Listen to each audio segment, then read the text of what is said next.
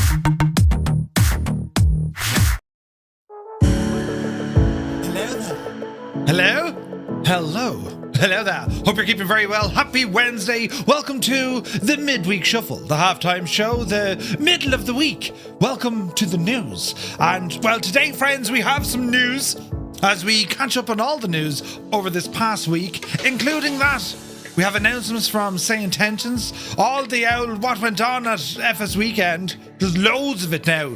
And then we're going to be checking out Just Flight's PA-28 Warrior 2. It's an update coming for X-Plane 12. Haven't checked this one out in a while, so prepare yourselves. Grab a tasty beverage and, you know, we'll wing it. Right? It'll be grand. I was back in work today. Yeah.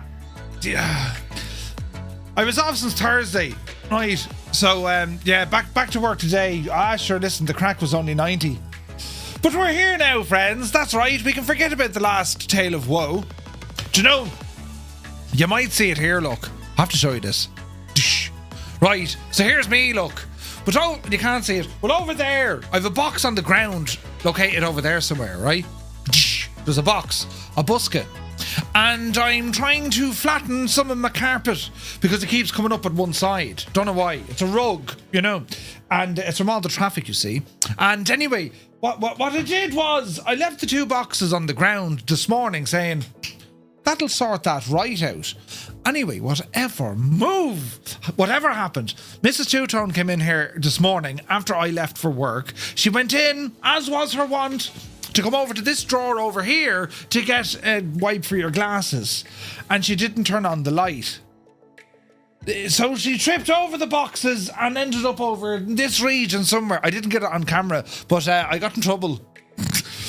Right, don't be leaving unnecessary boxes on the ground for people to fall over if you're trying to flatten your rug. He's trying to kill me. Wait, what? Who? What? That's the sound of... What? You were trying to... I wasn't trying to kill you. Wait, that came out wrong. I wasn't trying to kill you. Was it that bad? We can't hear you. You have to speak up. I wanted to break that monitor. Why did you want to break it? Look what's on it. For feck's sake! Listen! Oh. She was going to loaf it. Stick the head in it. You did loaf it? Yeah, and I hurt my toe. Oh, Jesus. The boxes are alright, though. That's brave, isn't it? That's only because there's an obstacle between. Right. Leave that very thin wire on stairs. Leave a tin wire over the. What are you looking at? Cobweb. What? A cobweb. Hang on. I've been waiting a feckin' month for this. Wait, where is it? Ah, yes. Hang on. The super fluffy duster attachment 9000. Wait now. How does this? Oh wait. Wait. Oh yeah. Oh, hang on now. Oh Jesus. Here, give that a little stab there, will you? Oh jeez. Hang on now. This is terribly important. Cobweb be got. Where is it? Oh, Jesus, right there. What sort of a machine created that, friends? Jesus. Right. Jesus. What? There's cobwebs on it, woman. Why would you do? Oh yeah.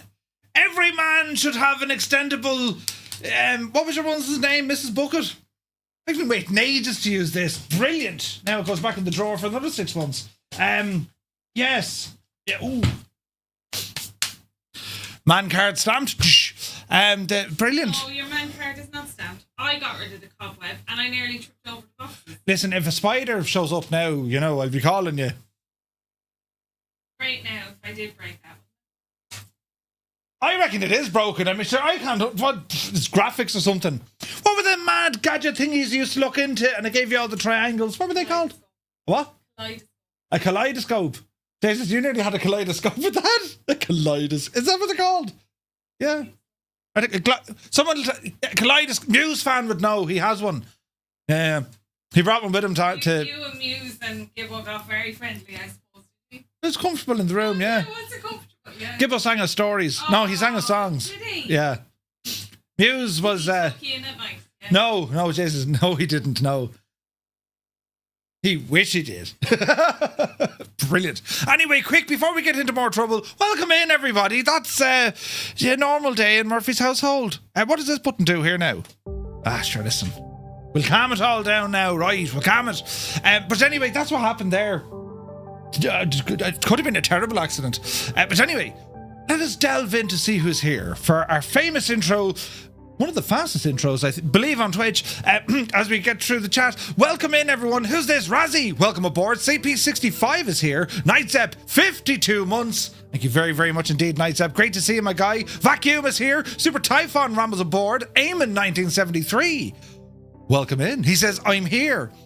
Again. Indeed. Chalks is here. Is it time for the news? It is. Welcome in. Idle cut off. He says, evening Murph, Cambridge calling. Hello from Tipperary. Hope you're well. Who else come in the door now? Look. Oh, jeez. Easy now. Mech Manser is here. Schutz, good to see you. He says, good evening, folks. Hope we're all good. Playing with the P-180 in 2024. Ooh, nice. Excellent stuff. Mr. 90, good evening. Gar Gaming is here. Hope you're having a good day. Sky Sailor, welcome in. Strap21, hola. You're looking well. You're looking well. Sean Dale, good evening. Hope you're having a wonderful week. Indeed. There's buttons being pressed here, lads. Jesus, look. Brian Crawley just sponsored us over on YouTube. Thank you very, very much indeed, Brian. Welcome aboard, my guy. Sun Jammer, welcome in. Who's this now? Kirog, welcome aboard. Fierce Wolf, looking fierce and wolfy. Ailerons into wind, the hymn. He says, giggity good. I'll try that again. Giggity, giggity, good day. I don't think Quagmire ever said giggity, giggity, good day. Giggity, right? Tuesdays in the 80s, I was home at 10 and in bed by 11. Oh! Brilliant. Anyway, Anthony V, it's a fine morning here in New Zealand. 'Tis a grand... Jesus, the weather in Tipperary, 'tis lovely. 15 degrees Celsius, lads. Beautiful sunshine, you know. It was lovely. But anyway, Bell Bro, good to see you. APU Inspector is here. Welcome in. Shuffle Shoes shuffles in. AJH John, hope you're well. Heisenberg, good evening. Who else? Helric. A very good evening, Murph and gang. I've got my supply of coffee stout. Now I'm ready for the news. Nice. To Blaze, top of the evening. Hope you're well. 98 Vulcan, good to see you. 3 streams in a row, man. Thank you very much indeed. Heisenberg is drinking something called Moon Brew. I'm hoping it puts me in a coma by the end of the stream. Be the Jesus. There's buttons now, lads. It's all happening. Super Ty is here for 3 streams in a row. Thank you very much indeed. Soaring AJ. AJH, man. Sun Jammer, 3 streams in a row. Thank you very much. We have activated Egypt mode. Right. Tarnish Mossman is here. Yeah, baby. Welcome in. Lead Ballooner, 3 streams in a row. Up the yard. Tarnish Mossman, 3 streams in a row. Up the yard as well. All the 3 in a row.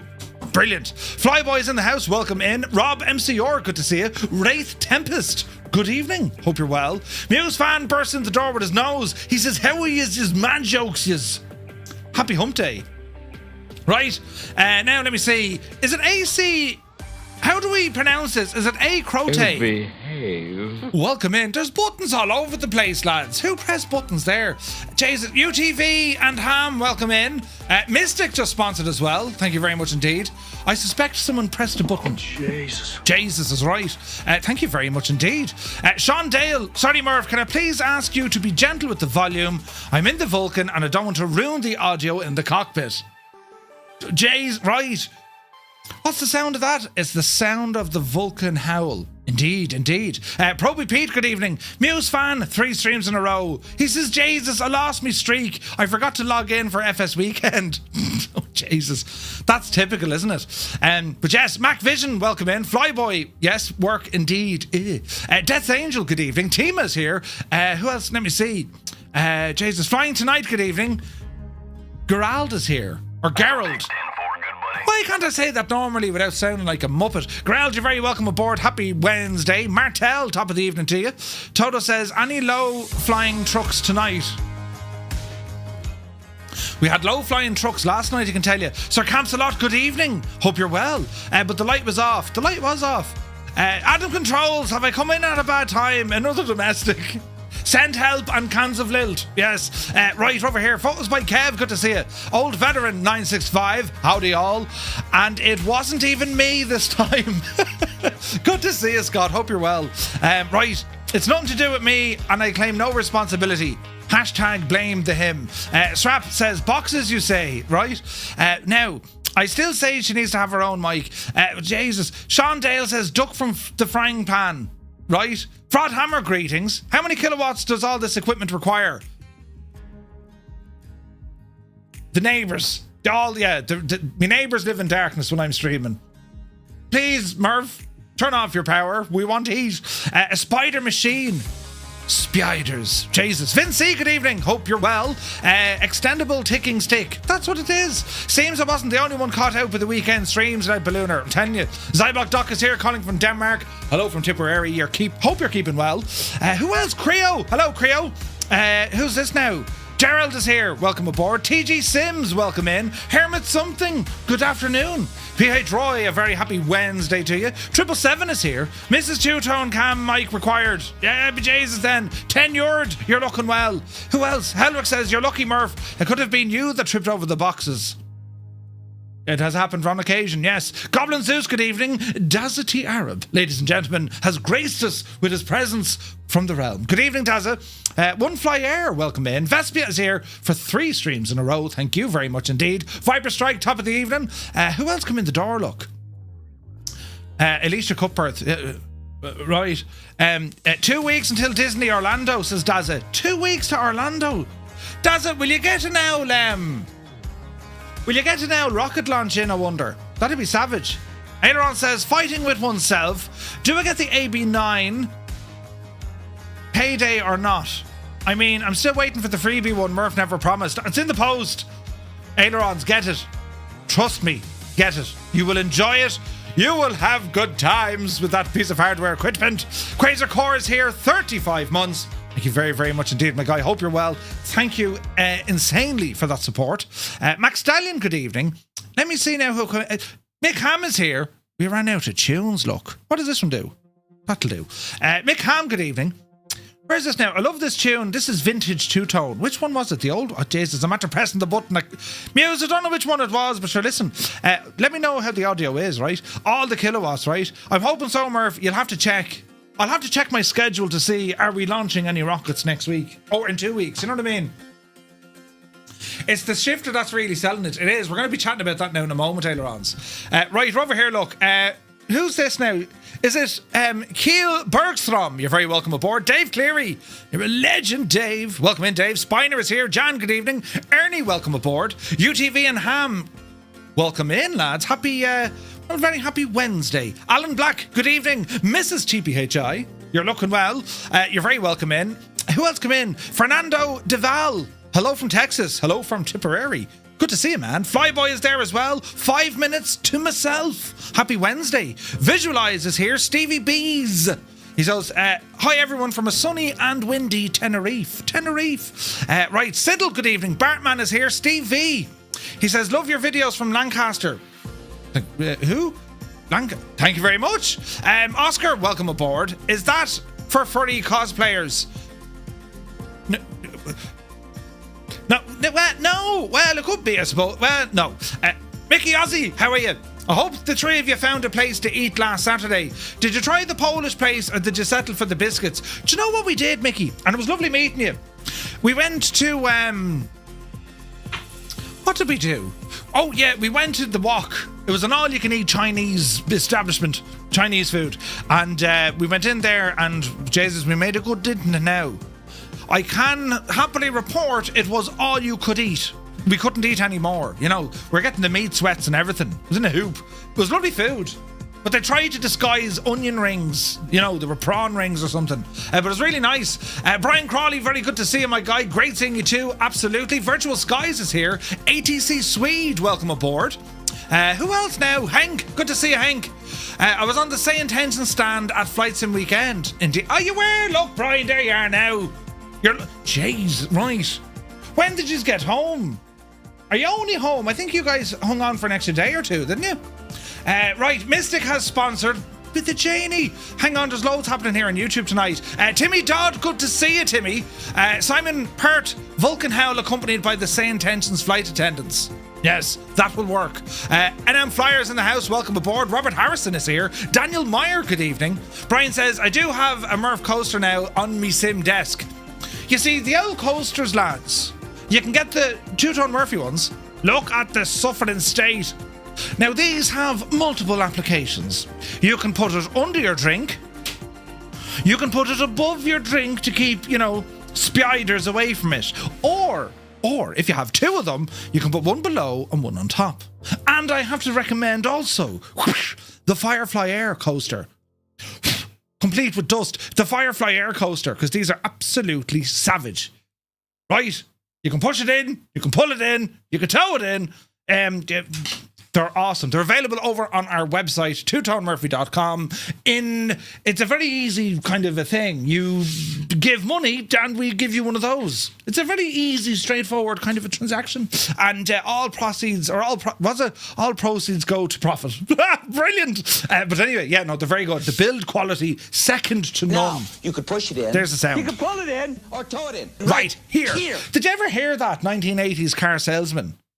That's right, friends. Look at this car right here. Did you ever hear this fella? That's right, friends. It only comes out of your left ear. The line must be. That's the wrong button. Now, you could push it in. You can pull it in or tow it in. Right? You need to Google him. He's brilliant. Brian got home Monday evening. Right, okay. Mystic gifted 5 memberships to the channel over on YouTube. Thank you very, very much indeed, Mystic. You absolute legend. Man alive, he's terribly, terribly kind, isn't he? He's fond of a helicopter flight on VATSIM over the weekend when I'm not around. Right, do you know what I mean? Wimmus, good to see you. Who else now? Merv, when are you and everyone going to fly into Dublin Airport with gyrocopters when Adam Controls is unfit in the book? Listen, it'll happen some weekend. We're going to do a hot air balloon, I reckon. Just figured out why my headphones... Oh wait, just figured out my headphones are on backwards. See, every car salesman I've ever come across. Yeah, look at this car right here. Look at it, brilliant. Yeah, it's missing a wheel. No, it's not. It has 3 others. Did you just know the part when I'm on? Oh wait, hang on. I did. Wait, what? He's fond of a helicopter flight on VATSIM over the weekend when I'm on. Yes, right, see, that's what we do. Jesus. Listen, it's terribly important now. We're going to turn off that light. And the second, that's very slow. There it is. Press the button again, Merv. I have a button on the ground for that. Look. Right, well, come on over here, look. Now, friends, look at the state of that for the view. It's photographic, is what it is, right? Welcome to X-Plane 12. We'll be looking at this in a while. And the reason why we're looking at X-Plane 12 tonight is because, well, there's an update coming to one of the aircraft over there, that of Just Flight's PA-28 161 Warrior 2, friends, Warrior 2. And there's some really awesome features that Just Flight have baked into this aircraft, not just from the EFB perspective, but they also have this custom dynamic livery. This is a feature I would absolutely love to see in Microsoft Flight Simulator. Now, I know Godfriends have gone very close to doing something like this, but for me, it's like the ultimate in customization of trying to make, you know, your own livery. And I designed this livery, and it took me about 11 seconds. It took me 11 seconds, Vinton. But I'll show you what it's all about now in a little while, right? So can I pause the simulation? I can. Up here. There. Right, paused.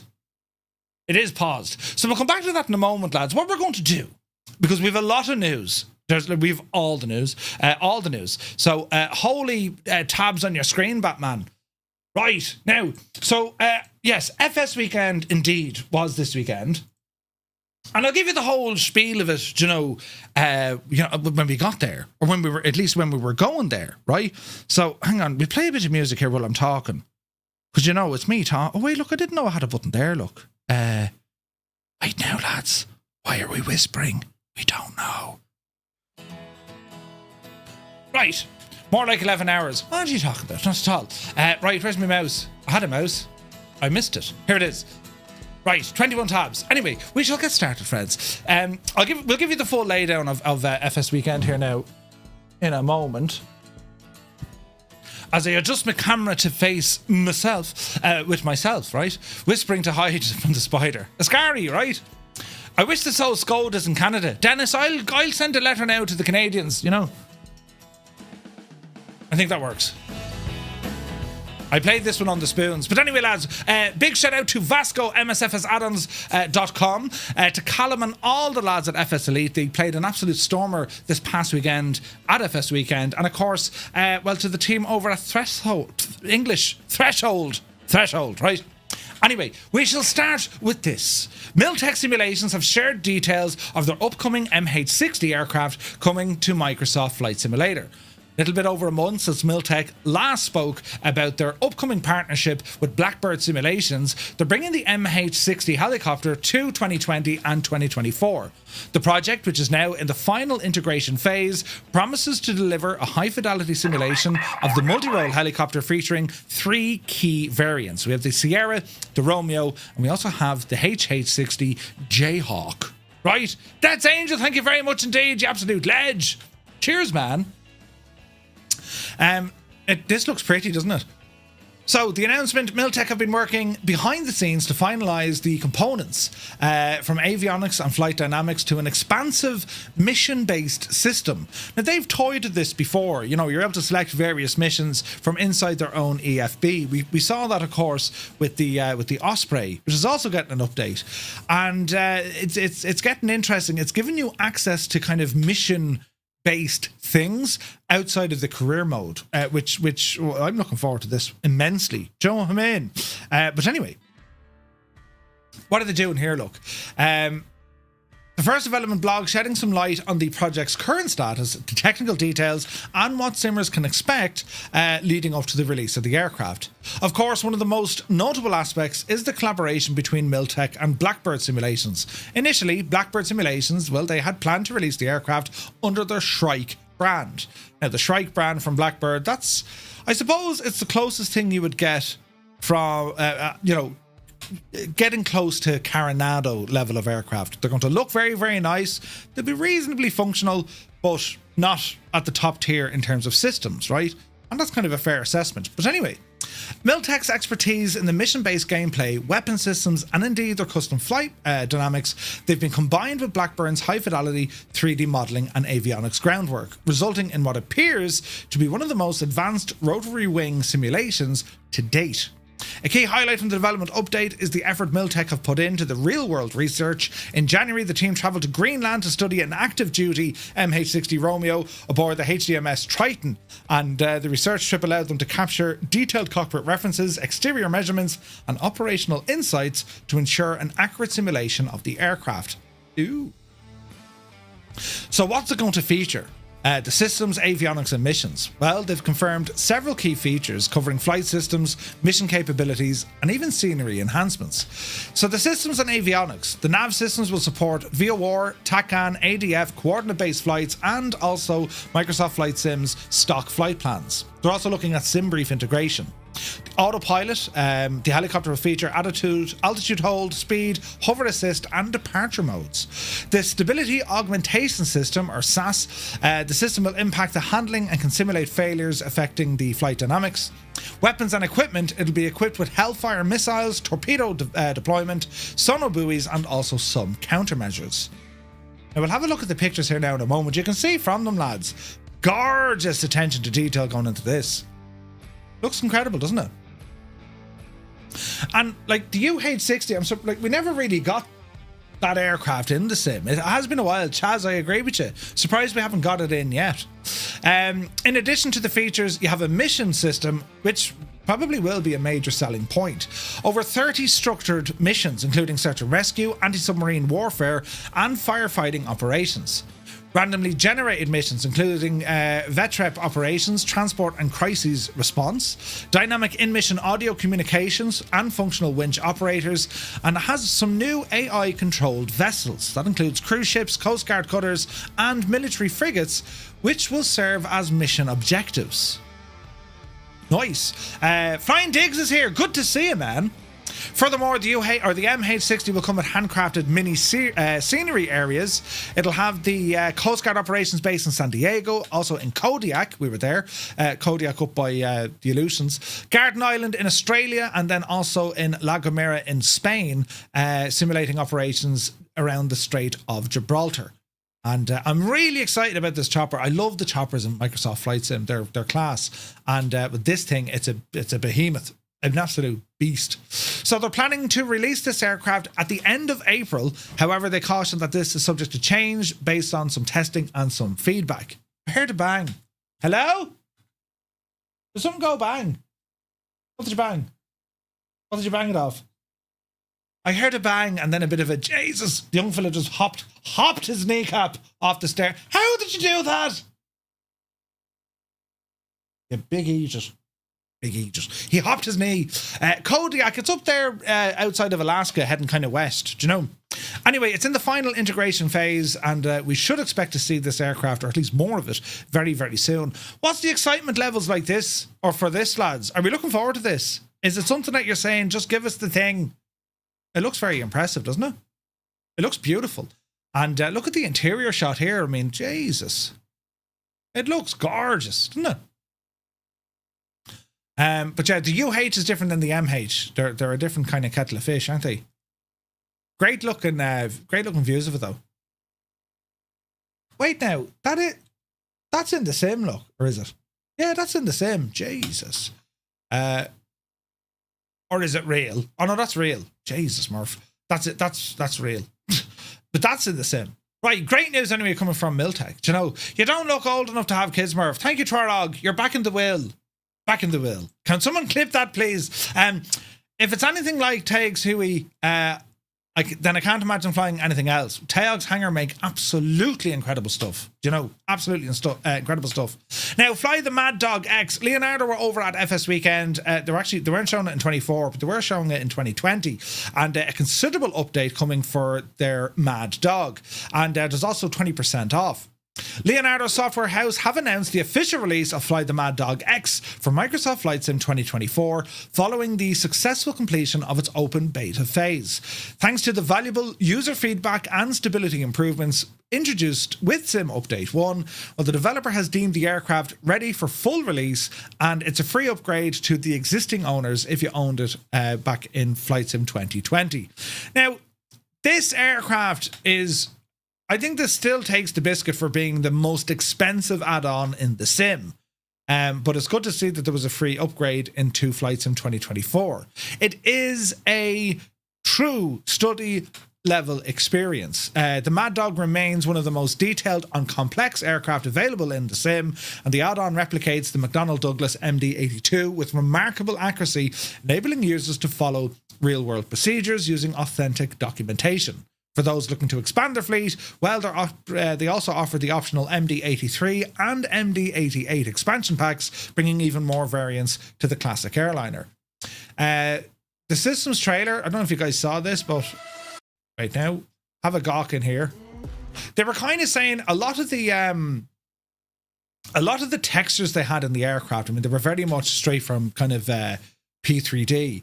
They did do some overhaul on the visuals. I think there's more needed, but by and large, the aircraft is holy fast transitions, Batman. I think most of the textures and stuff, well, they're getting better, and it looks incredibly good. This is a great aircraft. To this day, and I said this to Leonardo when I was over there, to this day, it remains the first airplane that I crashed on takeoff.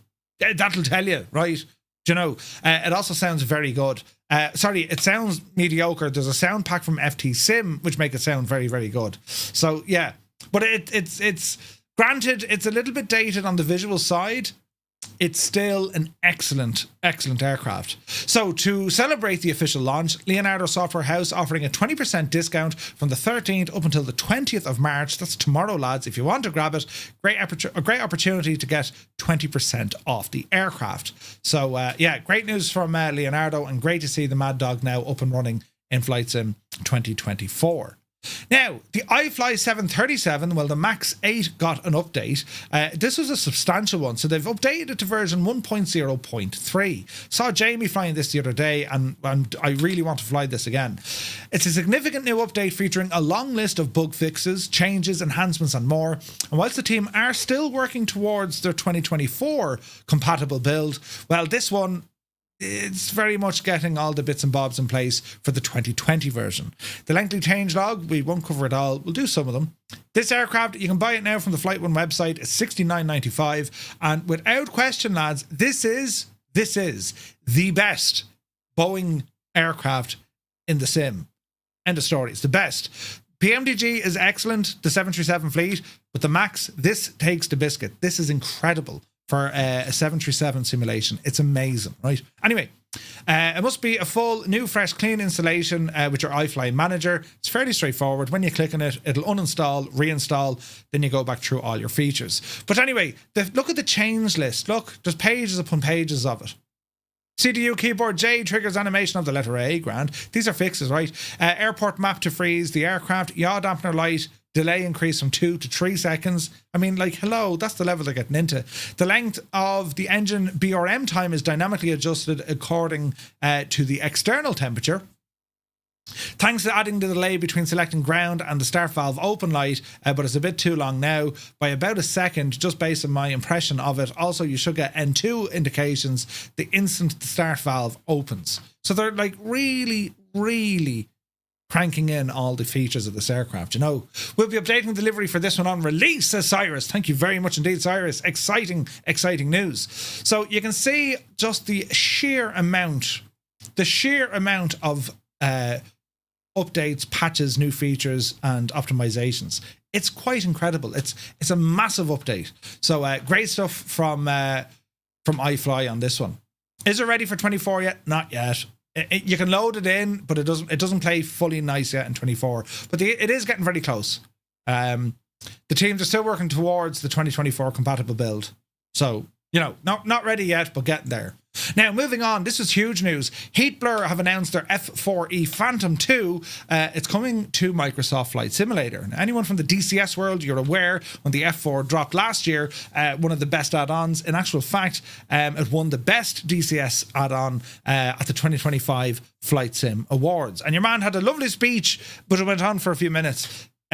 He must have been like Irish. But anyway, according to Heatblur's announcement, Microsoft Flight Sim 2024 version will focus on recreating the core flying aspects of the Phantom with custom fully flight dynamics. Heatblur also said the flight model has been developed over several years and is verified by actual F4 pilots and weapons systems officers. The Microsoft Flight Sim version will include features from the DCS version, including an interactive crew chief, quality of life improvements, and an interactive manual.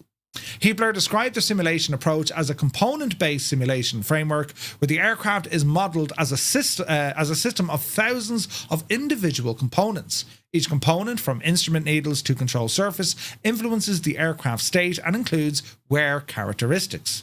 Systems like electrical power distribution and hydraulics are simulated throughout the aircraft, and Heatblur noting that things happen naturally, influenced by each other, are not scripted. Ooh. They've also incorporated their Gesture AI system into the Microsoft Flight Sim version, providing a virtual backsteer to accompany pilots during their flights. The F4 Phantom 2 itself stands as one of military aviation's most significant aircraft. A two-seat, twin-engine, supersonic jet began life at the United States Navy before being adopted by the Marine Corps and Air Force. Between 1958 and 1981, some 5,200 of these were produced. They operated with various military forces in 12 countries. No release date or pricing information has been given yet. Heatblur say they will share additional information. Now, I'm trying to dig a little bit deeper on this because Heatblur historically have worked with India Foxed Echo.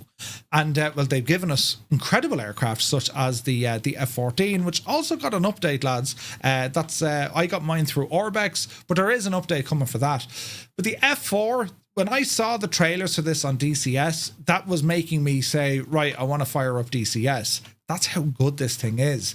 And the release went fairly well. It is an incredible aircraft, beautiful to look at. I have a model of one of these up on the wall. These are a stunning aircraft. And our only real option in Microsoft Flight Sim at the moment of an F4 comes from, I think it's DC Designs. This is a totally different kettle of fish. This is aiming very much at the high fidelity study level. You have to read the book to figure out how to fly this one. But I'm very, very excited. A beautiful looking aircraft. And I'm just over the moon that Heatblur are now, focusing on Microsoft Flight Sim in addition to DCS. Certainly, if you want the combat simulation, the war game exercises and so on, well, DCS is your only man. However, just to experience this aircraft, to learn its systems, I mean, before you fight, you have to be able to fly, right? If you want to do all of that, well, what better sim to do it in than Microsoft Flight Sim? So I cannot wait for this aircraft. It looks incredible. It's just mad. But as I said, there's no mention here of India Foxed Echo, so this would appear to be Heatblur doing all their own work. Look at the suffering state of it, lads. It's a beautiful aircraft. Gorgeous. Now, moving on, iniBuilds provided the 1.04 update for their A350. They've been flat out busy. iniBuilds opened up on their forums by saying that they have implemented a new dynamic fuel temperature simulation. It now means that fuel behaves more realistically throughout the flight. iniBuilds did provide some information that the A350N, well, it features heated fuel tanks, meaning the fuel should never drop below 20 degrees or minus 20 degrees, thanks to absorbing heat from the airframe and the hydraulic systems. We're starting to move in that anorak wearing direction with the realism and the depth of simulation. They're adding more stuff to this aircraft. The team have also improved the behaviour of the engine model and indeed the shape of the profile of the long winglet type. Along with working on the new 3D elements of the aircraft, the team has found ways to refine performance further, providing a boost particularly for 2020 pilots. You can see a slight deviation and change when it comes to the wingtips here. Of course, iniBuilds continue to work on providing fixes to the VATSIM modules for the A350, along with other bug fixes that have been identified. I know you guys, a lot of you guys are flying the A350 quite a bit. It's the fourth update from the A350, and the team has said multiple times that they are committed to providing updates based on community feedback, along with bigger updates to add features and functions. So the aircraft is out 3 weeks, 2 weeks or 3 weeks. We've had 4 patches now. So you can see all the fixes from this update. There's almost a page. Jesus, there is a page of them. Look at that. These are all fixes. Look. One update. Massive. So it's great to see this because they're listening to the community and they're saying, yeah, all right, let's throw it in there. So great news there. So anyone who has the A350, do be sure to pick up your update through the iniBuilds software, the ini Manager, right? Sean says, I keep getting a completely frozen cockpit when hitting top of descent. The keyboard or joystick buttons work, but except escape. So that's on the latest version. So Sean, is that on 2020 or 24? Because that sounds like it's a WASM thing, isn't it? When all the dials kind of get out of there. But yeah, let us know and let iniBuilds know. You know what I mean? Great or shoddy testing? Well, it depends, right? Like, I'll say, this is what I'll say. If you have an issue with the aircraft, if you're getting constant WASM crashes or performance crashes, well, you need to talk to them, because you only have to tune into other streamers when they're flying this aircraft, and you rarely see those issues. Sometimes you do, right? Be with a fuel cap, but yeah, I don't know. You're on 2024, cleared everything fresh installed. Try and communicate that back to iniBuilds. Let them know to say, hey, I'm having issues here. Do you know what I mean? Because you can't be alone. You can't be alone in it. It's like, it's you get the same with so many developers. An aircraft could work perfectly well for you, but someone else, no, doesn't work at all. Or vice versa. Do you know? So it's important that we kind of communicate it back to them. And but sure, that's what I'm here for. If they are a little bit slow getting back, because I can only imagine it's busy. What happened there now? What happened there, Murph? Let me know, and I can I'll chase them up on my side. Do you know what I mean? So yeah, anyway, right, yeah, I meant to close off. What was I showing off here? The iniBuilds store.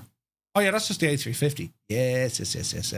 Also, lads, if you're looking on our Discord, there's some stuff now.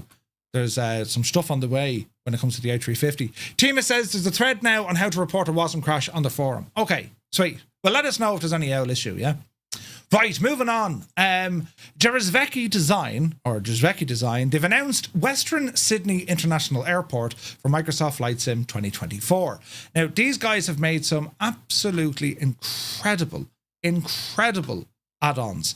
Jerzveki has Washington, Chicago, right? Some incredible add-ons. So, it's set to open in 2026. This airport, Western Sydney, the ICAO will be Yankee Sierra, Whiskey Sierra. It's coming to Microsoft Flight Sim 2024, as Jerzveki has confirmed the rumours of its development are indeed true. Construction of the airport started back in 2018, and the airport is set to become home of Australia's first fully digital air traffic control system. Jesus, Adam, you could be out of a job. A 45-metre mast equipped with over 20 HD cameras in place of a typical air traffic control tower. Does anyone know another airport in the world that features a digital air traffic control system? Sure, I generate it already. It's going to release in 2024 to take advantage of what Jerzveki Design has called the cutting-edge technology of the simulator, and they are committed to delivering high-detailed visuals, optimized performance, and an immersive flight experience. Ooh. EGL, yeah, there's one in Norway. Is there one in Norway? Yeah, London City. London City has one. There's no live ATC there. It's no, I don't want to say it's AI. But it's an automatic ATC tower with cameras and sensors and all this jazz. Do you know? So the airport will be their first foray into Australian scenery design, though developing a scenery for the airport that is yet to be completed in real life naturally comes with various challenges, and they're asking the community for some help. On their Facebook post, they write, "To ensure the most accurate representation, we are seeking reference materials, including that of airport documentation, high-quality images, charts, blueprints, and operational insights. If you are involved with the airport's development or have access to relevant resources, we would love to connect with you." All right? Although the scenery, much like the real-world project, still under development, users can now follow their Instagram page where they promise weekly updates. That's kind of cool. So for Jerzveki going into Australia, and also at a cutting edge airport, brand new. Do you know? I meant London City. Yeah, London City. Yeah. So moving on. New previews from MK Studios. So they had a video at FSWeekend, and they were chatting about, some of the changes and some of the updates that they've brought to their original airports and sceneries. And they mentioned Dublin, of course. And, the main ones is they previewed some more of Dusseldorf Airport, and also that of Seattle. So the screen captures from the production, Matt said from MK Studios, "They're some of the most detailed rendition of airports that the team have ever produced, having thousands of on-site photos to help the team make them as realistic as possible." He said that Seattle in particular is of huge importance to him, as it was the airport he spent a lot of time during the 2002-2004 days. As such, MK Studios are working all out to ensure it's modelled as accurately as possible. Ooh. They hope to release these a little bit later in April. So some of the pictures we're looking at here, these were shown off on FS Weekend, and Dusseldorf and Seattle. Almost every gate is unique. Exterior references too. Yeah, I love the lighting. Isn't it absolutely gorgeous looking? So it looks great. We can all fairly agree their most recent update for Dublin was quite impressive. So they're getting there. Great news from MK Studios. Seafront Simulations, we mentioned this some time ago about their Greek Islands add-on. Well, it's now been released. And what it does, it adds, did I read this? Some 10,000 static boats to the Greek Islands. And anyone who likes flying around the Greek Islands, you need this. And the reason being is, if you're flying low and slow, you're going to see a ton of traffic down there now. Way more than what you get out of the basic sim, right? Anyway, the Greek Islands introduces, over 10,000 static boats and more than 3,000 animated vessels, including leisure yachts, catamarans, powerboats, cruise ships, tankers, and cargo ships. The add-on covers the entirety of the Greek Islands, as well as the key shipping channels between them, ensuring that no matter what you fly or where you fly it, you'll be greeted by a lively maritime environment. Beyond just adding ships to the water, Seafront Simulations have also modelled over 900 individual bays, coves, marinas, and harbours. Ooh, there's a lot going on there. A couple of screenshots. I must grab this because I love the Greek Islands. I love flying around them. Dave flies there a lot, 757. He flies around the Greek Islands quite a bit, and you can see why. The scenery is stunning. But it's going to be awesome now that we have all these boats and stuff acting the devil as you're meandering around. Do you know what I mean? Anyway, for simmers who enjoyed the scenic flights, vessels, the Greek Islands promises to be an excellent comparison to your flight sim experience. You can pick it up right now over on Contrail. It's priced in and around €15. So about €15. All right. Great stuff there. Now, the developer live stream, this was on Friday, last Friday, and of course, I was off having the Devil's Refreshments in the House of Sin. We were at the FS Awards having a couple of beers. And anyway, some of the main highlights from this was obviously the F4 from Heatblur with Nick on chatting all about it. But they're also talking about the sim update, stability, and more fixes coming. So we've seen sim update 1. Sim update 2 introduced hundreds of additional fixes, and it seems that we won't have to wait long because beta testing is due to start in the next week or so. The team confirmed sim update 3 and 4 also focused on bug fixes and improvements. Meanwhile, sim update 16, which would be for Microsoft Flight Sim 2020, it's also on the way as well. All right. Flew 15 and a half hours Doha to Denver, had no issues. Previously, you had WASM issues. Oh, okay. Captain Sickbag is here. Good to see you. Gibbo Ireland has entered the chat. Good to see you, my dude. Hope you're well. So yeah, there's great news for 2020 pilots because, well, 2020 is getting Sim Update 16. And of course, 24, Sim Update 2, it's on the way. World Update 19, I've yet to explore it properly. We're going to do some of that probably next week. And of course, taking out that brand new aircraft. But they also chatted more about their partnership with Embraer, resulting in the Praetor 600, with part of the Expert series expected to launch a little bit later this year. And yeah, some more preview shots here of the F4. It looks absolutely nuts. So make good aircraft. The team remains committed to delivering the 4 promised make good aircraft following 2024's launch turbulence. The next aircraft wasn't announced yet. It's expected to land in May. Ooh. Past local legends and the famous flyers will receive updates over time with potential avionics and flight model improvements. So we're still waiting on a lot of those to get into the sim. We also had the marketplace updates. We now have not only the base aircraft, if we want to call them the base aircraft. This is where, you know, you can purchase aircraft if you don't have, we say, the Aviator edition or premium or all this jazz. Let's just say you have the standard edition. Well, you now have the option to go and buy some of the other aircraft, which is, this is brilliant. Like, why we didn't have this in 2020, who knows? But for instance, lads, the Grumman HU-16 Albatross for $14.99. If you don't own it, that's a steal because it's a great aircraft, very interesting, comes in 2 variants, brilliant stuff. Some of the other ones, the Norden, for example, excellent aircraft, and $14.99 again. Savage. The Pilatus PC-24, word of warning, it's a beautiful aircraft. It badly needs an update still. It's Carenado. It's scoring not terribly great. That's $20, but I would wait before you want to purchase that gadget.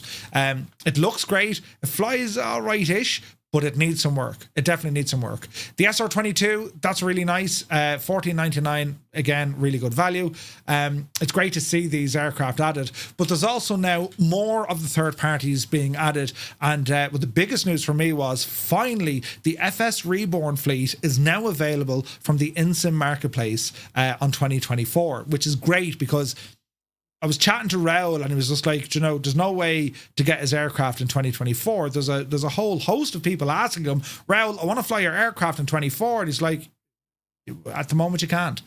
That's now being fixed. So the FS Reborn fleet now available in the 2024 marketplace. They've already been updated.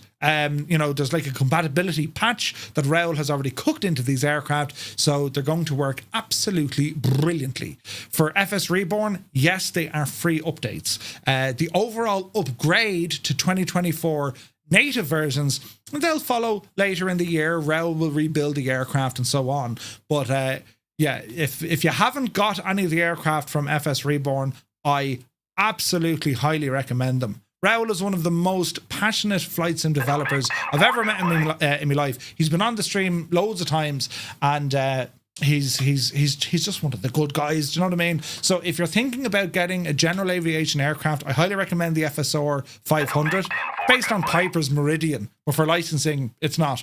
There's also the TL 3000, beautiful little ultralight, really, really nice aircraft. Bacelli is here for 35 months. Thank you very much indeed. Johnny Aardvark subscribing for 50 months. Lads, thank you very, very much indeed. Look at that. J's is then the two lads in together. Good evening. Hope you're keeping very well. Paul is here. Good evening, Paul. Hope you're keeping well. Out here in the suburbs, also rambled in. You're very welcome in, lads. Hope you're well. So yeah, so some of the new features were... Jesus. That's a big 10-4, good buddy. Memphis Ton has subscribed for 33 months, and you've just started a train of hype. Like the quietest train horn in history. Whistle. It's not a horn, it's a whistle. Up, you Tivoli. All aboard. That's better. All aboard. Thank you very, very, very much indeed, lads, for all the support. I really do appreciate it. Will you stop now? It's only getting ridiculous. Chocks, you divil. 35 months. Thank you very, very much indeed as well. Jesus, lads. I need, like, you know, the Aruga. I used to have one of them. Anyway, we'll get back to that now in a moment. Anyway, we're talking about the wake turbulence, because this has been missing. You know, during the whole... Go and swing it, baby! Jesus. And it's also started music. Did you just see what happened? Get a load of this guy. Out here in the suburbs. Well, he's out there in the suburbs, gifting 5 tier 1 subs to the community. Jesus, thank you very, very much indeed. Lads, if you just got a tier 1 sub with thanks to Out Here in the Suburbs, do be sure to say thank you. Look at this support. It's absolutely bananas. Level 3, look. On a Wednesday. For the news. When was the last time you were this happy about hearing the news? Huh? Jesus. But anyway, yes, the wake turbulence. During the whole... lead up to 2024, I got to experience, and the other guys in Arizona, we got to experience this wake turbulence. It's like, holy crap, the thing is all moving. Wake turbulence, right? Another aircraft departs, you're in its wake, you start shaking and jumping around. Anyway, they didn't turn it on for the release. It wasn't ready. We've now been told, now visualized in Sim Update 2 and fully enabled for multiplayer, the system will work with injected multiplayer models, including that of VATSIM. So that... I don't even know where this music came from, but sure, listen, we'll go with it. Wake turbulence is going to be an absolute howl a minute, especially during our group flights, lads. Can you imagine the crack we're going to have, right? So I'm looking forward to that. The controller settings overhaul is coming. Improvements in usability and stability are in progress for Sim Update 2. LOD and texture fixes, especially for Xbox users, and FSR and DLSS updates finally on the way. DLSS 4 in particular being added, and FSR 3.1, which is MD's answer to the kind of frame gen. And of course, awaiting the aircraft fixes from iniBuilds. The Beluga is undergoing adjustments, the A330 also requiring a couple of fixes, but it will lead to the heavy cargo missions in Flight Sim 2024 as well. The AI pilot assistant expected to return in 2024 pending refinement. And the aircraft maintenance system, they're investigating incorrect last check timestamps, and they're fixing some of the bugs that popped up as well. Car in swinger, baby. Sweet suffering Jesus. Will you sit in your hands? It's a Wednesday, we're not allowed to get excited. Old veteran 965 has gifted 5 tier 1 subs. I nearly said tier 1 tubs to the community. Scott, thank you very, very much indeed. Lads, if you just got a tier 1 sub with thanks to Old Veteran 965, well, do be sure to say thank you. Do you know, steering clear of AI music. That isn't AI music, that's licensed. Gibbo's tick. He gave me a song and I was like, well, I only listen to it in work, I'll play it later. Stay your face, Murphy, you won't play the song. No, because I could only hear it in one ear. And you're getting pure tick with the drink. He's right though, he's right. Lads, thank you very, very much indeed. Do you mean tier 1 hot tubs, right? Care85 then jumps in. Jesus, Care, 32 months. Thank you very, very much indeed, my guy. He doesn't like me music. Anyway, the team also addressed ongoing VRAM concerns, particularly for users running high settings, including ray tracing. Sim Update 2, they've identified and implemented an 800 megabyte VRAM optimization, specifically benefiting users who have ray tracing enabled. The improvement is expected to reduce memory-related crashes and provide better performance, particularly on GPUs with limited VRAM. So that's huge news. But like, the VRAM issues I think folks are getting, and this comes back down to the type of graphics cards we're using. Like, what's kind of a minimum required graphics card in, you know, today in relation to the video RAM that's on board? You know, 4 gig, 8 gig, 12 gig, 18, you know what I mean? Like, what would you class as the minimum needed now for flight sims? Because when you look at, say, like, you know, the 3060 or the 3050 or the 4070, they're quite low. You know what I mean? They're quite low down the chain in terms of how much memory is built onto the card. Do you know what I mean? I would say 10 to 12 gigs minimum, 8 gigs minimum, 12 gigs minimum. Yeah, it's nuts. 12 isn't enough for 24 even. 12 to 16. Yeah. So most of you guys are saying kind of 12 gigs. That's nuts, isn't it? Most of you guys have 12 gigs. Yeah. It depends as well. Like, if you're going for I suppose if you're going for, you know, 4K, it's going to come back quite a bit, isn't it? The 4060 has 8 gig, but it's running, but running 24 is a hassle, says Paul. There you go. And a 4060, it's a fast card, but it just doesn't have the memory. You know what I mean? But yeah, that's interesting. So most of you guys are saying kind of 12. Interesting. All right, well, let's see what Microsoft can do to try and help that, right? World scenery updates, of course, April releases, City Update 10, looking forward to this. We're getting updates to Dallas, Fort Worth, Denver, Honolulu, and indeed San Francisco are going to receive improved photogrammetry. The countryside tin data expansion, 1 million square kilometres of highly detailed terrain gradually rolling out with upcoming releases for Scotland, the US national parks, and more. Ooh. And then sea traffic render distance, they've acknowledged issues with ship visibility and they're working on trying to improve that. The rolling cache fixes improve the cache efficiency, reducing bandwidth usage for better streaming. Lighting and exposure adjustments need to be done as well. And the long-term roadmap, well, they're chatting about the World Hub Gateway, looking forward to that. And also expanded AI liveries. They've gotten a handful of more real-world liveries which have been licensed. So that's all Savage news. The return of multiplayer liveries is being discussed for a future update. I don't understand this. What do they mean by multiplayer liveries? Did anyone figure out that one? Anything released in April will be foolish. Very good. Very good. I don't know what they mean by multiplayer liveries, lads. The return of multiplayer liveries. Did anyone see? I don't know what they mean by that. Future career mode expansions. They're looking to add in some more helicopter-based firefighting missions, and also they're going to be fixing some of the helipads and airport fixes as well. And they continue to promise long-term commitment to both 24 and 2020, and future updates will continue to refine the experience. So we're looking for Sim Update 2 in and around April, and Sim Update 3 aiming for May. So the next developer Q&A session expected in April. So we'll have to wait and see what happens there. So it was a fairly decent dev update. I watched it back, and of course our notes here from Vasco as well. So what do you think, lads? What's your opinion of the sim now? I mean, are you confident it's finally getting there? Is it still an absolute hot mess for some folks, or have you, like me, been just loving the experience? How's it getting on? Maybe it's the ability to see custom liveries on other planes. No, I don't think they can do the Heisenberg. I don't think so. Great if they could. It's getting to where it should have been at the start, says Big Al. Good to see you, Al. Yeah, I think so. Yeah. For a lot of people, again, we're only talking about this about folks who are having WASM crashes. For some folks, it's working out really well. Other folks were having a dreadful time of it. You know what I mean? It's running rather smooth, says Belbro. Yeah, still needs more work. Playable on console since S2. Always go to the highest RAM card. If you get the choice, yeah. The sim is butter smooth for Brian Crawley now. Nice. DGS says, works well for me.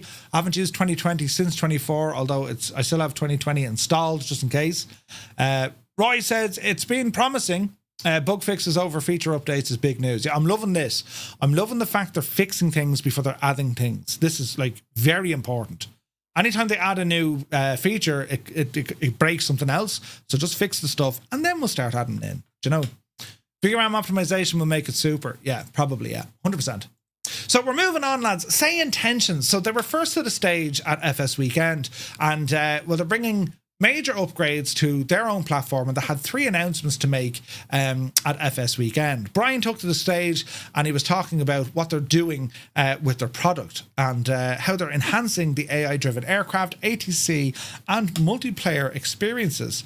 So during the presentation, Brian introduced the AI Living World using OpenSky and Skynet, highlighting the company's focus on realism and immersion. So the AI Living World, this is interesting. One of the key announcements, what they call the AI Living World, it's a sophisticated traffic injection and sequencing system that moves beyond traditional AI-generated traffic. Unlike some of the conventional AI systems where aircraft follow scripted paths, AI Living Worlds injects individual AI entities, meaning they're their own AI entity. It's its own thing, right? Anyway, it has its own pilot behavior and decision-making process.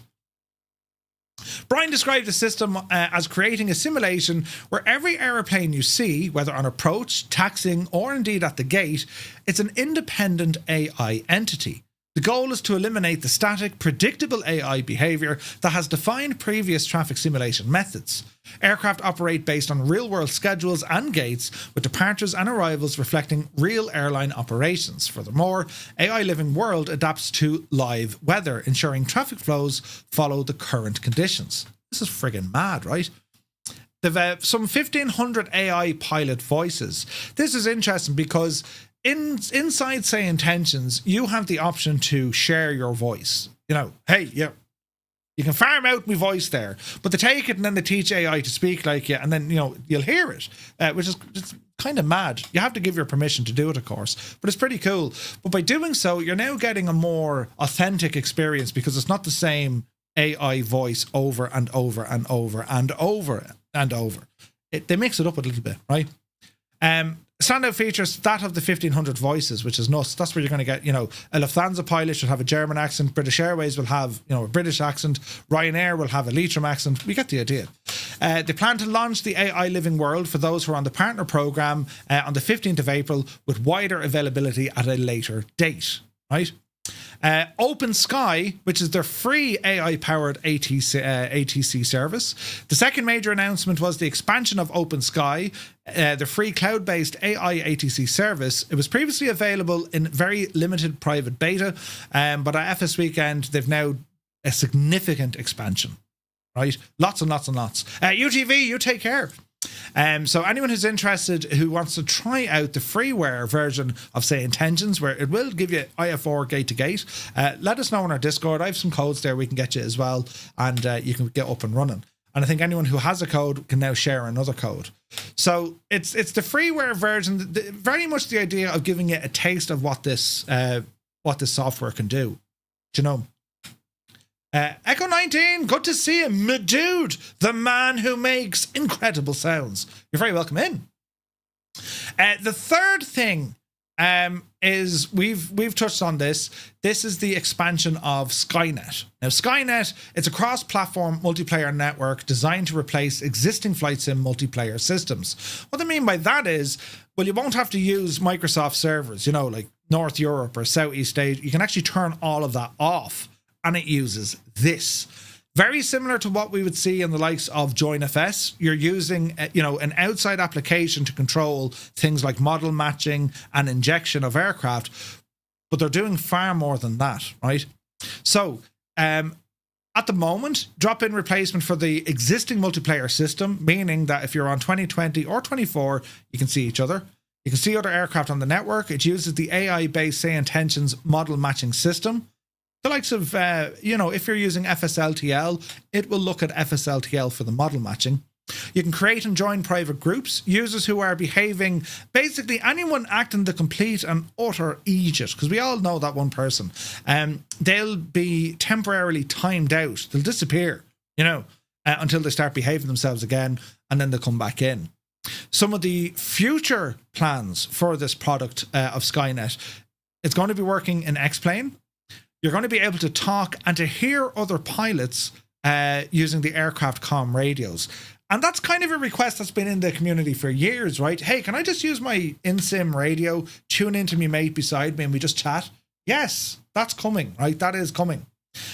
But they're also going to be working out using their ATC to give multiplayer sequencing between all live pilots. Think about this for a second. If we're in a group flight, right, and we want to go fly, we're taking off out of, Kerry. But we can all call up the tower, and the tower will deal and treat all of us and sequence all of us if we're connected to SayIntentions.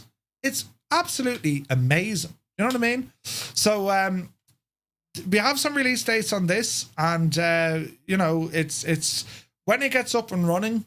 This, I think, is going to be a massive improvement to our multiplayer flights. But also then, if you want to use some of the AI ATC options, it's going to be absolutely class. So I'm really, really excited about this.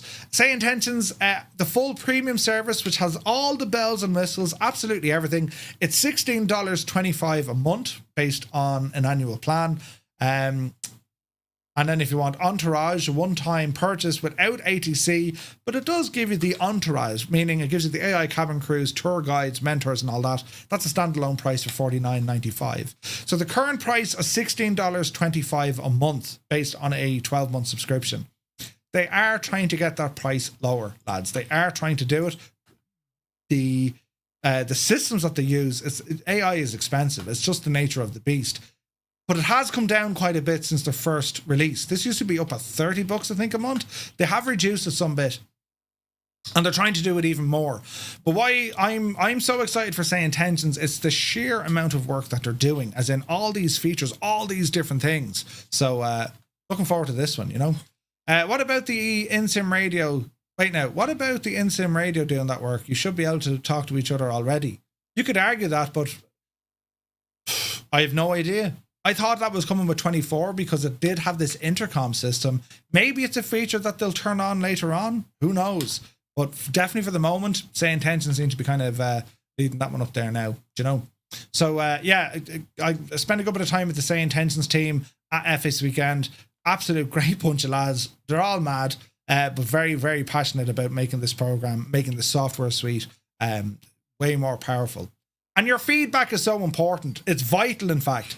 Do you know? So if there's something you like, or maybe it's more importantly, I suppose, something you don't like, well, try and communicate it back so they know then, hey, you know, because if you don't tell them what you like or what you don't like, so they're not really going to change it. You know what I mean? So do be sure to let them know. Now, onto the hardware stuff. FS Weekend was all about hardware. It was all about hardware. I mean, there was so much hardware at the thing, it was frightening. And like, as I said, myself, Gibbo and Muse, we flew out on Friday. We got over there on Friday evening. We met Steiny, and we just had about enough time to get down to the hotel where the captain's dinner was, and that was all organised with Aerosoft, and they did the awards there as well. But then, of course, on Saturday we got out to the venue again. A big shout out to Steiny. We got out to the venue and we went looking around all the stuff, and there was a lot of stuff, but hardware definitely dominated it. The Aviodrome, I think it's a remarkable venue only because it's mixing real world aviation with flight simming, which is always cool. There's nothing nicer walking around a hangar. You know, you see your flight sim stuff, and then, like, you know, there's a friggin' Connie out the door, or you have like a Fokker, what was that, an F-27 hanging out at the ceiling. Some pretty cool looking stuff, right? Anyway, the hardware. So there was we'll cover Nikki here now in a second, but Honeycomb were there, and I managed to get in front of them. Well, I think Gibbo said, Murph's coming over. Will someone please talk to him? And we managed to get chatting to Michael, who seems to have taken over kind of he's the lead kind of face of what Honeycomb are doing.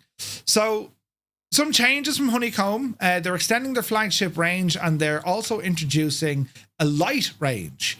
So it was interesting, as I said, Nikki was there, but Honeycomb Aeronautical, what they were talking about, the Alpha, of course, and the Bravo, and then we eventually got the Charlie rudder pedals, but they have announced 4 new peripherals aimed at both seasoned flight sim fans and newcomers. The lineup includes a joystick, a general aviation module, a more budget-friendly version of the popular yoke and throttle quadrant. So, the Sierra TPM. This is a dedicated GA module designed for a throttle, prop, and mixture control in piston engine aircraft. So, looking at the view here, Berlin Live is here. Good to see you. So, what we have a trim wheel on the left-hand side. You have your throttle, your prop, your mixture.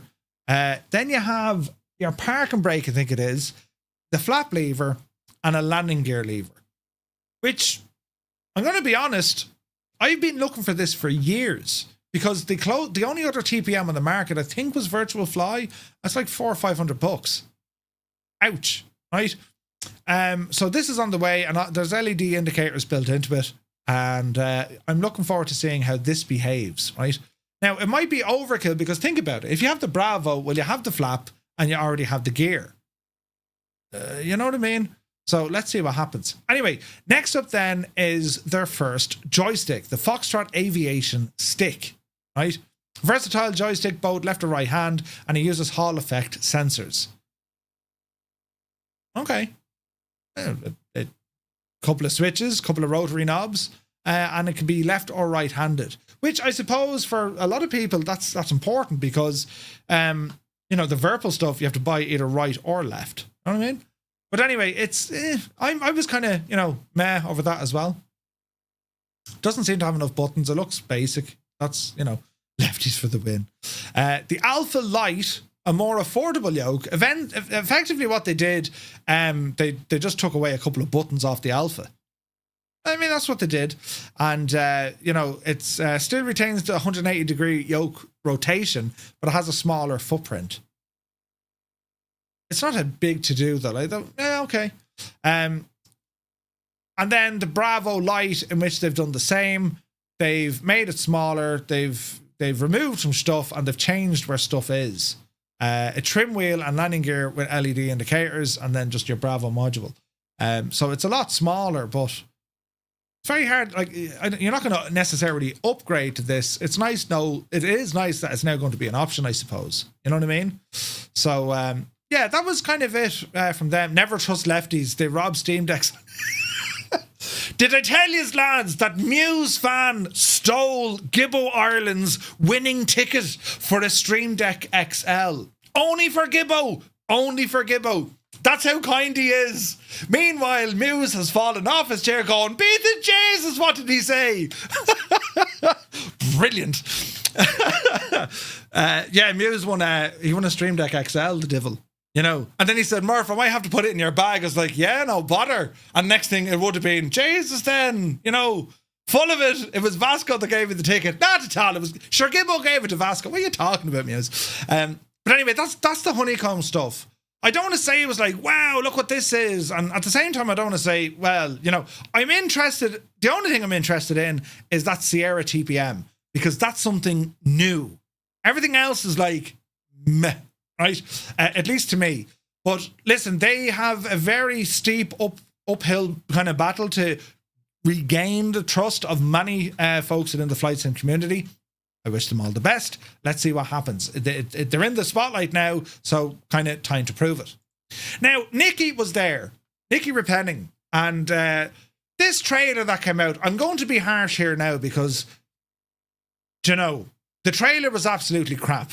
You know, this thing coming soon to that place that you love. It was all balls and you could see nothing, right? Stupid. But Nicky was there and he started talking then about the hardware that he's doing. All right, fair enough. Joseph Jolly is here. Good to see you. Now, this is very much an evolution of what has already kind of... it's an evolution, if you like, of what we've seen already. Right? And what I mean by that is he's going very much down the road of a modular system, which I love that. I do like that idea of a modular system. Let's start off, right? This crowd, Meridian GMT's philosophy, innovation, community, and industry partnerships. Like it says here, open the presentation by reinforcing Meridian GMT's philosophy. Reinforce it. You have to enforce it first. I don't know who they are. You know, it's like, we're here to do all this stuff. Who are you? Right, but anyway, the whole system is expandable, so you don't necessarily put anything on the shelf. Everything is modular. If anything breaks, under or not under warranty, that component can be replaced without replacing the entire unit. Okay. Okay, fair enough. This ambient lighting, they mentioned this before. Like, don't forget Flight Sim Expo 2 years ago. This was all this equipment was very similarly under the Honeycomb brand. But anyway, the Sierra Plus yoke, the first product in Meridian's lineup, introduces several notable enhancements over the previous yoke from Nicky's time at Honeycomb. There's a 50% increase pitch axis travel. Okay. It has 14-bit Hall effect sensors. That's important because that makes it 16 times the resolution of the Alpha yoke.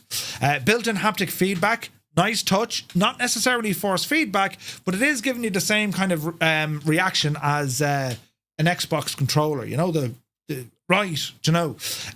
Magnetic front panel. That was actually a great idea. Now, I don't know if there's any implications by having a big magnet right in front of your chest, said he with a pacemaker. But right, you can now, there's a magnet there so you can pop on things like tablets and whatever else too. And then it has customizable switch configurations, meaning that you can go from your GA to an airliner and they'll give you the bits and bobs for it. That's it there, look. Under table mounting option if you want it. It's expected to launch at somewhere around 300 quid. Fully available for public hands for demonstration at FS Expo. What really kind of annoyed me here, he had 2D pictures of all the gear. Nothing in 3D. Well, maybe there was one thing in 3D. But like, this is like proof of concept.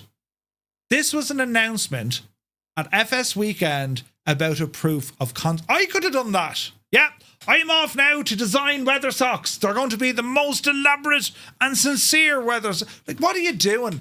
Wait, man, you're not giving us news. We can't test it. We can't see it. Hey, this is coming. Release the shagging thing and then say, hey, look, we've done a thing. You know what I mean? Margin is here. Good to see you. Welcome in. Like, there's going to be very sharp comparisons between this equipment and the Alphas. Nicky designed it, right? And like, don't forget, like, Nicky knows he knows the hardware side of it. He came from SciTech. That's where he started off from. So there's no doubt he's knowledgeable, and there's no doubt, at least from what he says, he's trying to get you know, really good hardware at very good prices. And, well, brilliant, you know, but like just too much fucking drama going on. And why just give pictures? I'd like it. It's like there was a lot of pressure on them to get this information out there fast. To be honest, it shouldn't have come out yet. Do you know what I mean? There's like whoever the marketing or the people, like you made a balls of it, lads. Let Honeycomb talk what they want to talk about, and let people say, yeah, Honeycomb was nice. Then appear at Expo with the guns. Bring them there. You physically have stuff to test on site, and people be like, what the hell is this stuff? Yeah, I've been working on this. Don't give us 2D scans. You know what I mean? But anyway, we are learning a lot about the product, in particular when it comes to the, you know, clipping on and clipping off all these little modules that you can attach. That's a nice touch. It is a nice touch. The Tango Plus throttle, modular quadrant for every aircraft, magnetic interchangeable throttle panel, Boeing and Airbus style throttle D-dents, and also an LCD-based annunciator panel, integrated avionics controls. That's a nice touch. And there's also the NFC-based auto configuration. So that's when you switch things around. Have a look at the picture here. I mean, there's two things. It looks incredible. This looks gorgeous. And I love the fact that you can change out these radio panels and all the jazz. The only thing I'm worried about this is anyone who owns the Honeycomb Bravo, if you're flying your aircraft, how friggin' difficult is it to get at the switches behind the throttles? You know what I mean? Your throttles are pushed forward or nearly fully forward. How difficult is it to get to those switches? It's difficult. It's just bad ergonomics. I don't know, looking at this, if this is going to be any way better. Because, okay, you have little switches down here. Now, granted, they could be for your pre-flight stuff, grand. But your radios and all of this, looking at the levers here, they're not fully forward. These are about halfway up, meaning these are going to travel even further. So you're going to have to get your hand over like Captain Hook. And do you know what I mean? Now, I'm looking forward to testing these out at Expo. But, yeah, I don't know, lads. I don't know. It'll be a good one. They look class. I'm really excited to see these. Little annunciator panel, radio, autopilot unit, communications panel, and these are modular. Pop them off, pop them on. I love this. This is genius. But I think you mightn't be able to get to them if they're behind the friggin' throttles, behind the levers. You know what I mean? So, yeah, let's see what happens here. You know, they're awkward, but not overly so. Maybe I've just gotten used to them. Maybe. I never used the buttons at all. They're hard to reach. The rocker switches and the autopilot derped out me Bravo 12 months anyway. Jesus, Margin, really? Yeah, he's got time to move stuff around, I suppose. Of course he does. But I'm really excited to see these sort of panels coming in here, you know? Givo says, I had a direct interaction with Nikki at FSWeekend. If you're expecting customer support to be better, don't. Based on Gibbo's experience with him. There you go, lads. There you go. I don't know. Like, for me, I don't want any of the drama, but like, Jesus. I've heard some of the horror stories that people bought the stuff, they never got it. People bought it and it broke, it couldn't get fixed. People bought it, had issues with it, wouldn't get any answers. I've no time for that crap. Like, we invest our money in this hardware. You know what I mean? And it's not cheap. This, like, granted, okay, 10 years ago, this is a steal. But nowadays, the gear isn't cheap. You know what I mean? So, Virtual Sky says, my Bravo still works fine after 2 years. Yeah. Look at the draw, I suppose. My gear works. I've been lucky. You know, I've had no, that's the kiss of death. I've had no issues with it. You know what I mean? Black Sheep Gene, should I buy a Bravo or wait for this? Gene, I would say wait for this. And we're going to see what happens at Expo, provided he can actually show us the stuff at Expo. Nothing is available yet. Nothing. Do you know, they're still, these are 2D drawings.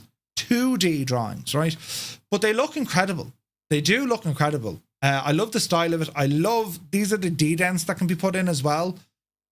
So it very much looks like one flight control system will do many things. Many things. And for that, I'm excited about the products. We just need to see how it goes. The last one, I even said this to Give. I was like, Jesus, that looks class. It's an X-ray flight sim controller. This looks pretty naff. So It's an Xbox controller, granted, but they've added in 2-position gear lever, a trim wheel, a throttle insert with D-dents, a spring-loaded flap lever, a mini stick with view and reset, auxiliary buttons up on top, and then your normal kind of, you know, Xbox controller stuff. Do you know what I mean?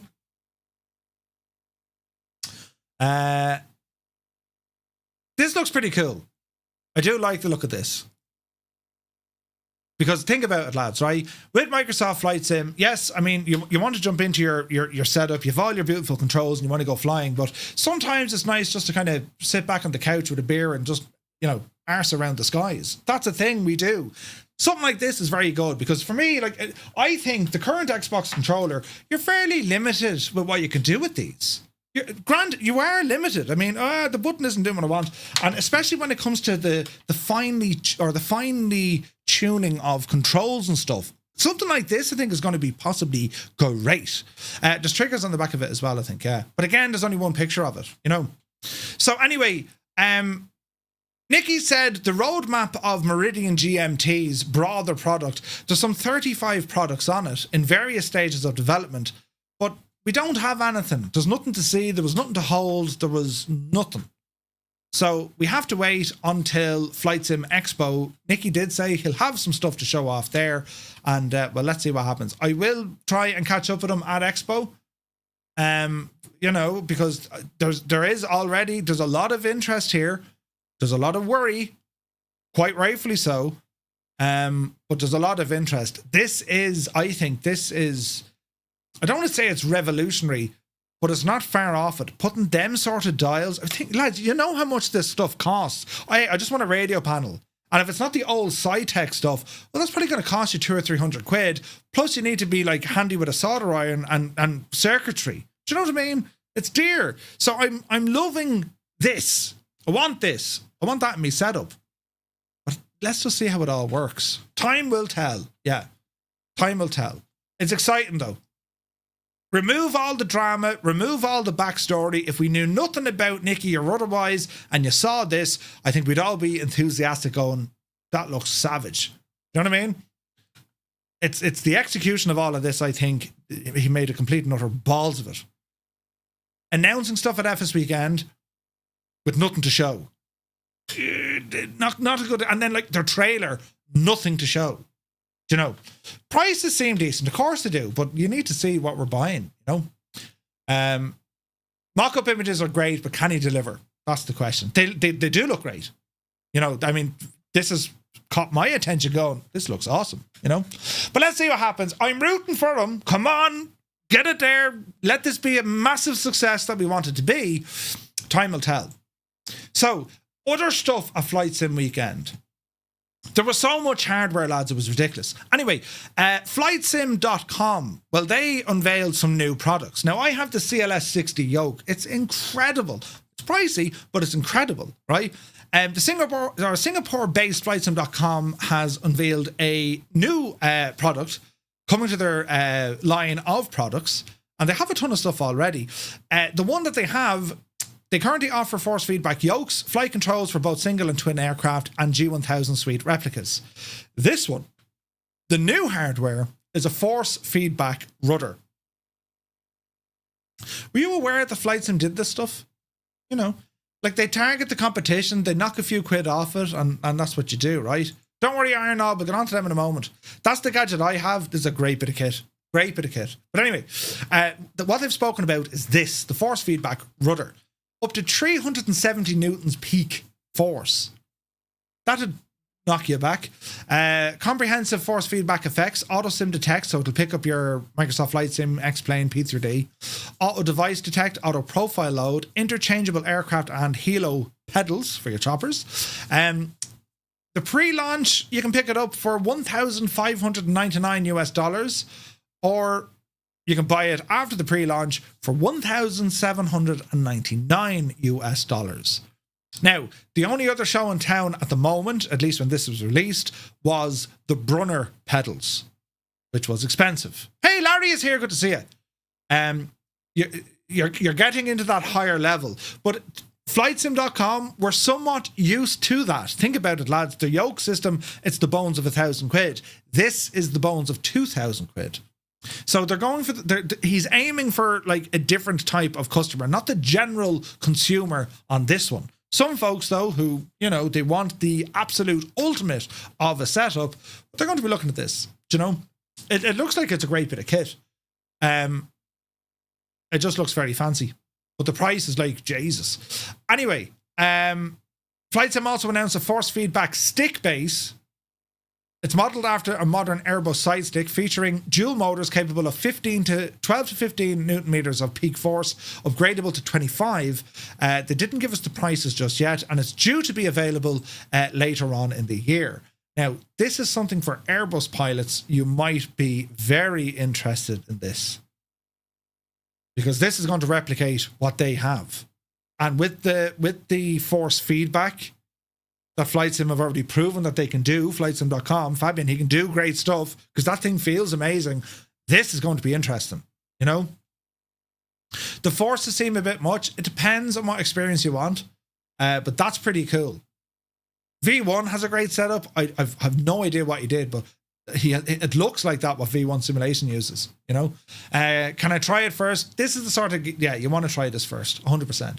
You need to try that stuff first, you know. But yeah, it was all great news anyway. They had some nice options there. They'll be at Expo as well, so we'll hopefully get hands on and see what the stuff is all alike. But they're aiming, you know, at the higher end of the market, I think. Do you know? Now, staying with hardware.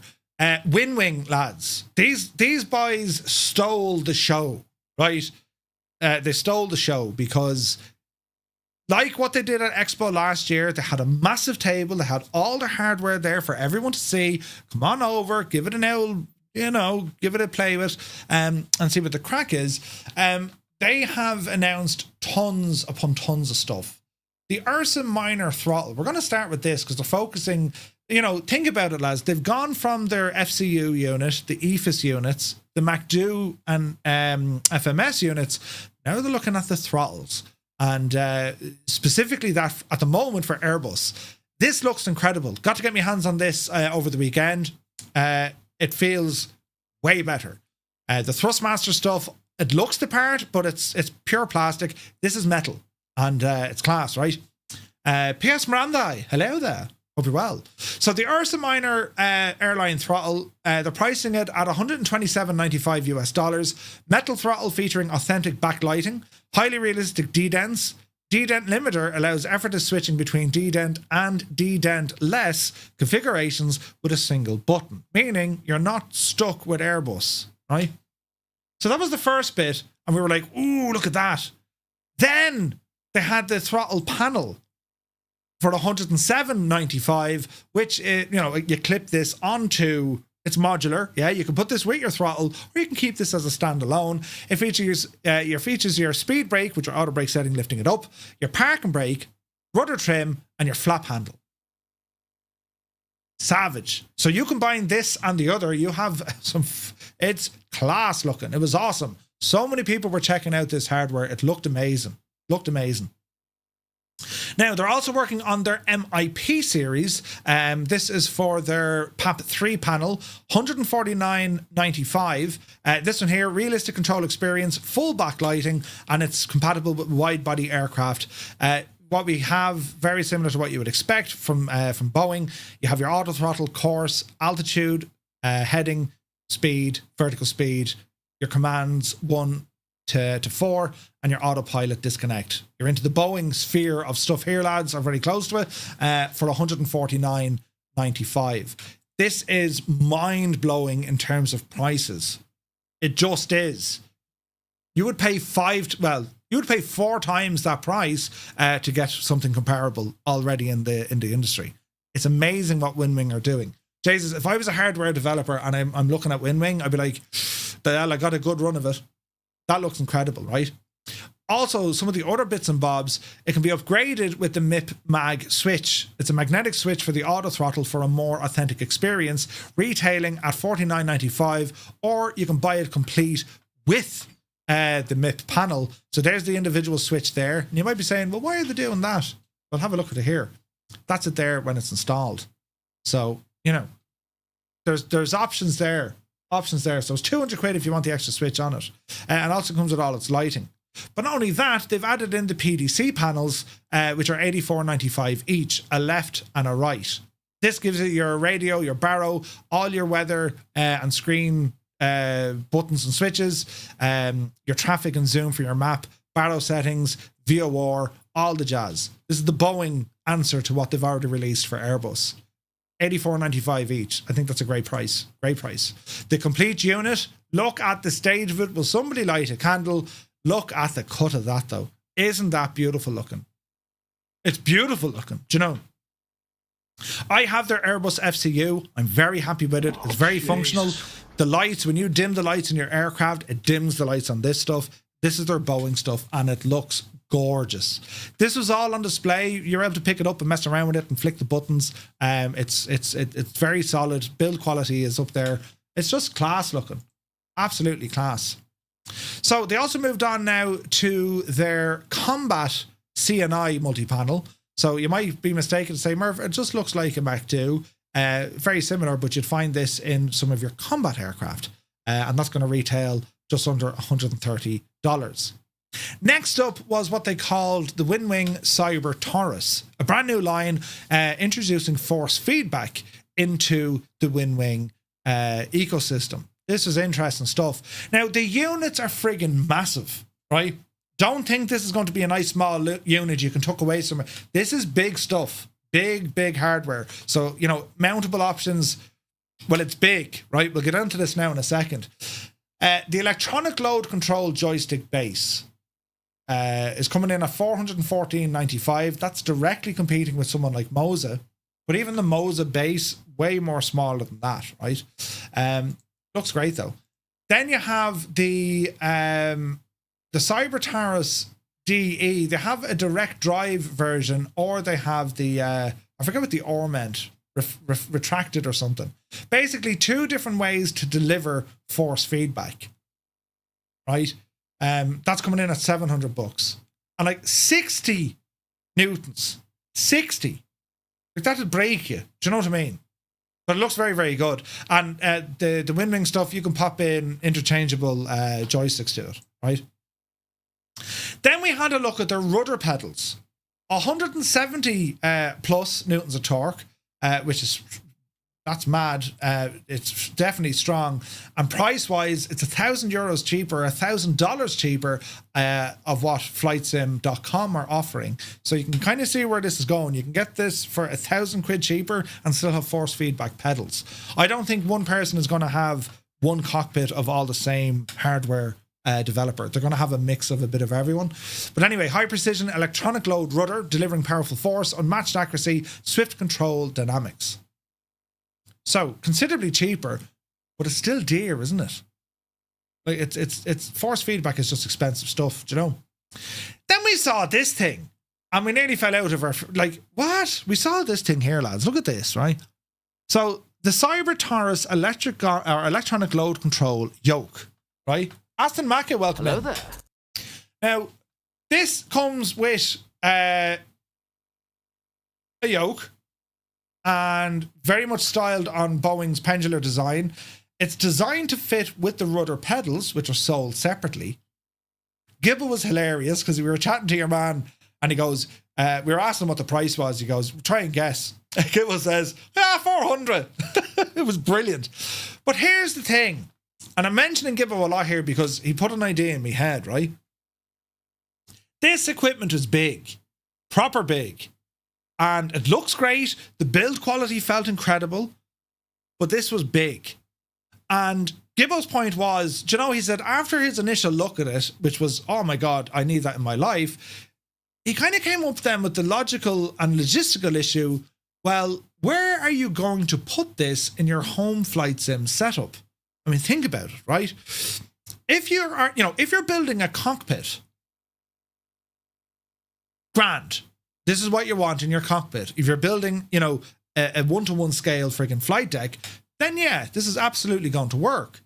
If you were to put this down in front of your desk, that means you're going to have to sit about, 30, 40, even 50 inches back from your desk not being able to reach your mouse. And if you do want to lean forward to hit your mouse, this thing is force feedback. So if you did hit a bit of turbulence, it'll give you a gentle whoosh into the nether regions and, well, you know, a serious injury, right? So it's hard to kind of see what application this is going to have, if you're honest.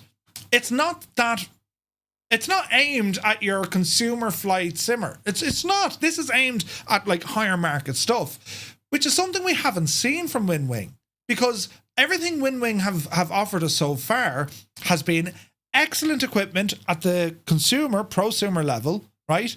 Very, very affordable. This is going for the expert consumer, exumer. Gibbo gave it a fancy name, I can't remember. But like, do you know what I mean?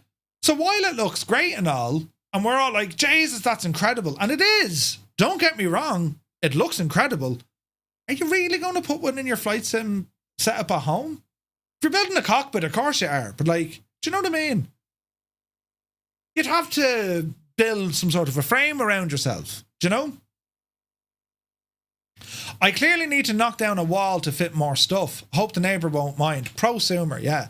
But you know what I mean? This is something very different from WinWing. They're targeting the prosumer lineup here. This isn't just for us anymore. Hook it up to the laptop. But you know what I mean? You could hook it up to the laptop. Whether or not this would work over a network. Like, that's what I'm saying though. It's aiming at that higher level. They didn't release a price for this, but one can only assume this is going to be north of $1,000. I mean, it has to be. Has to be. And whilst it was probably the most impressive bit of hardware at the entire event, where are you actually going to fit this? You know what I mean? But it's very exciting that they're doing it. Don't get me wrong. You know what I mean? Very exciting. So that was all the stuff on WinWing, which was absolutely friggin' nuts. Now, MOZA. I love MOZA. But MOZA didn't take to the stage at FSWeekend. MOZA said, no, we're doing our own thing. And MOZA have announced their own product lineup and a new range of products and also something genius. They've done something friggin' genius. And we'll have a look at this here now.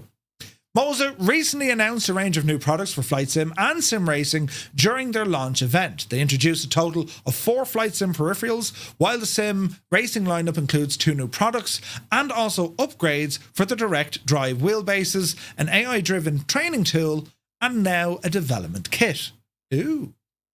The new one is the MOZA AY210 yoke base that has been announced as part of the flight sim lineup. It boasts an impressive torque of 9 newtons and push force of 210. 210! Ample power for an immersive flying experience. The yoke base features a travel distance of 150 millimeters and includes a quick release mechanism made of aluminium. And the price of the yoke base is coming in at $699. This is friggin' awesome, right? So the switches, you can see it there. There's a flap, there's a switch, there's a gear handle, there's a couple of other bits and bobs. Doesn't include the handle or the yoke itself. This is the base, right? So you're getting very strong torque for your left and right, and then the mother of all torque for your pitch and for your pitch axes, right? That's class looking, and for the price, that looks really, really good. The next announcement features the new MOZA MFY yoke, designed specifically to be paired with the yoke base.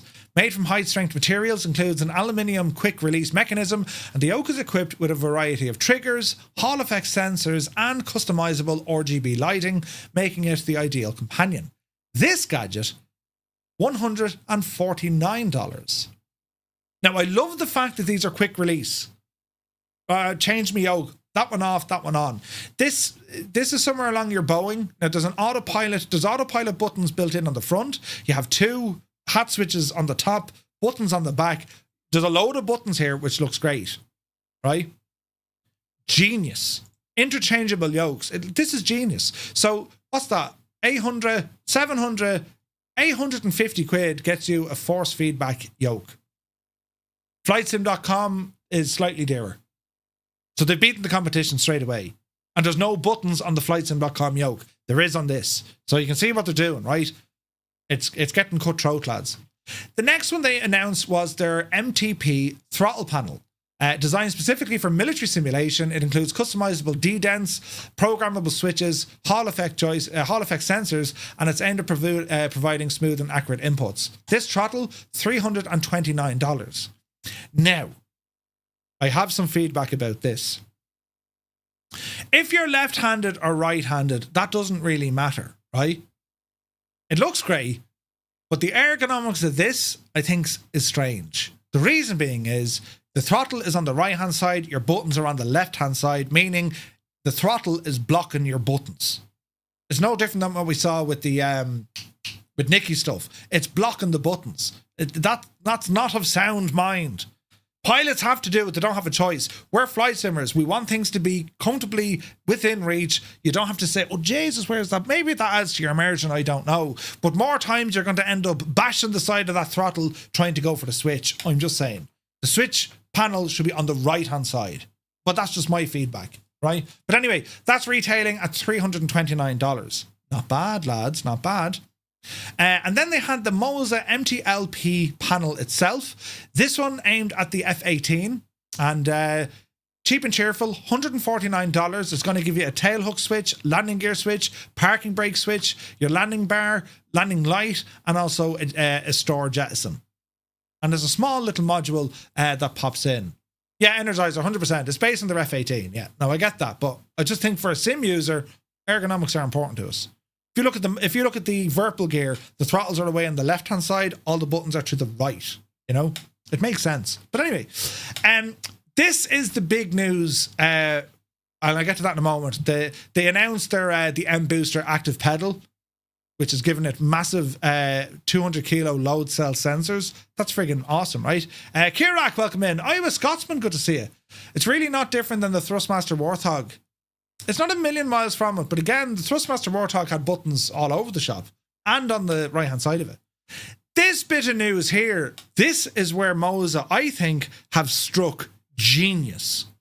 This is the AB9 base. This is their force feedback base, which is for flight sim, and you can pop a throttle or you can pop your joystick right down on top of it, you know. And it works with Virpil, it works with Thrustmaster, and it works with MOZA's own joysticks.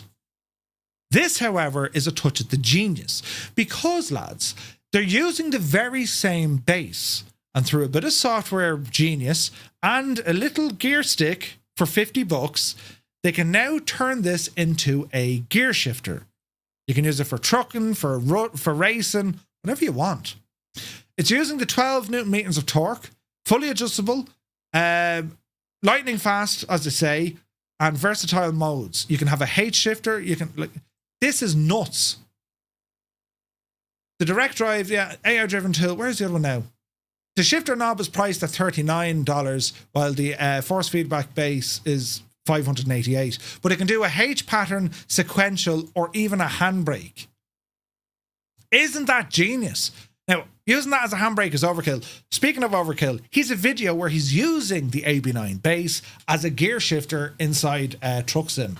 This is fantastic. Here's a hardware developer that says, do you know, this would work in both flight sim and drive sim, you know, racing or truck sim or whatever.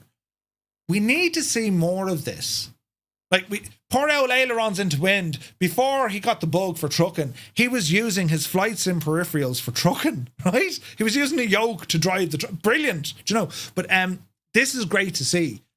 Now, the next thing I really want to see is that new force feedback base, right? Imagine if that could take a steering wheel. You'd end up buying one. I know I would. So if you bought a base for 700 quid and you can put a steering wheel on it, and, you know, this base, you can put your throttle or you put your joystick or the gear stick.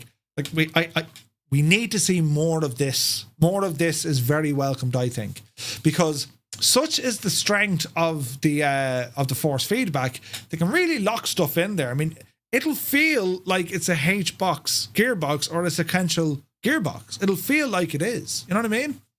So it's nuts. Black Yellow, good to see you. Joey Bolo is here. Welcome in. I was worried MOZA was going to make me buy another base. Like, where do I mount it? Right? One of those. Big Al says, Murph, you're going to come to the bank manager with me to explain why I need a loan for all of this. Like, the stuff is class. I saw Wombat in here earlier on. He's probably gone pale looking at it. Do you know? The Seven Purple says, the MOZA stuff is affordable. All I have to do is sell my house, my new house that isn't even finished yet, one of my cars, my dogs, a kidney, and a half. Give up beer and eat sawdust for the next 6 years, or next 6 years, 8 years. That'll get me everything in the catalogue. Yeah. It's pricey stuff, lads, but look at this is genius. Because I've been looking, only last week I was thinking, Jesus, I need to get a H shifter. And you can buy a H shifter from MOZA. Then they come out with this news and say, well, I already have that base. So hang on, for $50, I just need to get a handle. Happy days, you know? Happy days. I have a 20-year-old Sale. She's house trained and pretty self-sufficient. Anyone offering? Jesus. Black Yellow, yes, hello, welcome in. Hi from the UK, hi from Tipperary. Hope you're well. So that was the roundup from MOZA, which came out the day after FS Weekend. But really, really exciting stuff, lads, in terms of hardware. It's mad, isn't it? All the stuff that's coming. Now, Flight Sim's big night, the Flight Sim Awards. We were there, having a couple of pints, seeing what was happening. And, well, we can look through some of the winners. The best scenery in Microsoft Flight Sim went to Flightbeam's San Francisco. There's also an update on the way for that. That is an excellent scenery. Don't know what I given it the... You know, but it got it. The Black Square Dukes, I think that was a no-brainer. I think the Dukes are like some of the best aircraft we've seen in the sim this year. The best airliner goes to Phoenix. Again, I think that was absolutely incredible. I'd have put maybe iFly up there as well, but I think the Phoenix fleet are brilliant. Fornax, good to see it. The best tool went to Beyond ATC, reflecting the flight sim community's growing interest in advanced AI-based air traffic control. Beyond ATC, they've nailed it on the air traffic control side of it, and they have traffic injection there, powered by FSLTL. So yeah, they won that award. Again, not my choice. The best freeware add-on in Flight Sim has to be the fly-by-wire A380. I think the team have done an incredible job at that. The best hardware went to WinWing for their FCU. Very hard to kind of argue against that. That kit is great, and particularly the price, I thought was brilliant. The best content creator went to V1, and massive congratulations to V1 Simulations for winning that for the best content creator. Certainly a couple of eyebrows raised over that. And the best DCS add-on, of course, went to the F4. Just Flight with their PA-28 was named the best X-Plane aircraft. And we're actually going to be having a look at the PA-28 Warrior here in a little while in X-Plane. So what were your thoughts, lads, on the Flight Sim Awards? Like, do you think it was a complete and utter waste of time? Do you think it's a good idea, but was handled, you know, miserably? V1 was super surprised. Did V1 even know he was entered into it? I don't think he did. But anyway, he won it anyway, do you know, which is great. But what were your thoughts on it, lads? Like, it's, you know, he didn't know, he didn't even know his name was entered. He got an email and he's like, what the hell is this? You know, never heard of him. Gregor, he's awesome. V1 is, he's on YouTube, very, very knowledgeable. He's a real world airline pilot, and he's very, very good. I really enjoy watching his content. He's a good guy. Check him out on YouTube. V1 Simulations. He's very, very good. Very, very good. Who votes with them? So they kind of had like the community votes for 50%, and then the judges vote for 50%. I don't know. Pleasure Machine, great name. Thank you for the follow. Yeah, I don't know. Like, it wasn't. To be honest, lads, I genuinely thought Jamie would have won it. Genuinely thought Jamie. You know, I mean, he's doing great things for the sim in terms of exposure, right? Just like the Oscars. Yeah, best hardware sounds like a very wide category. Yeah, good initiative, needs to grow. Yeah. So when the best content creator was announced, were you smiling or were you biting your lip? I was at the bar having a pint with Maurice from Aviation lads.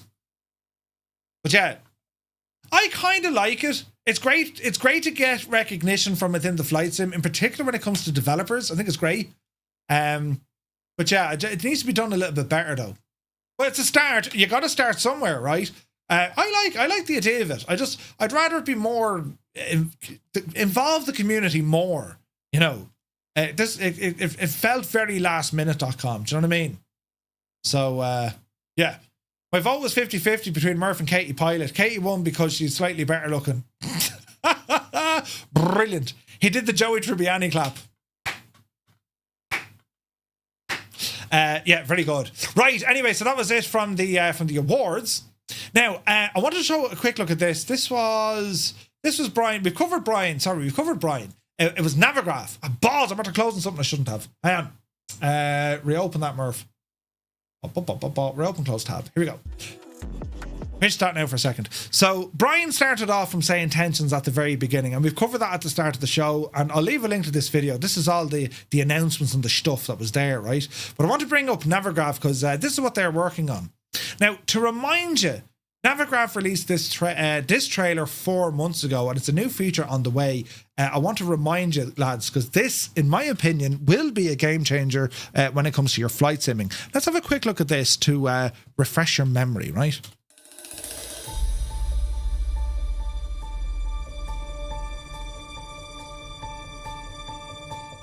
Today's flight simulators are awe-inspiring technological marvels, offering unparalleled realism and stunning world-spanning visuals.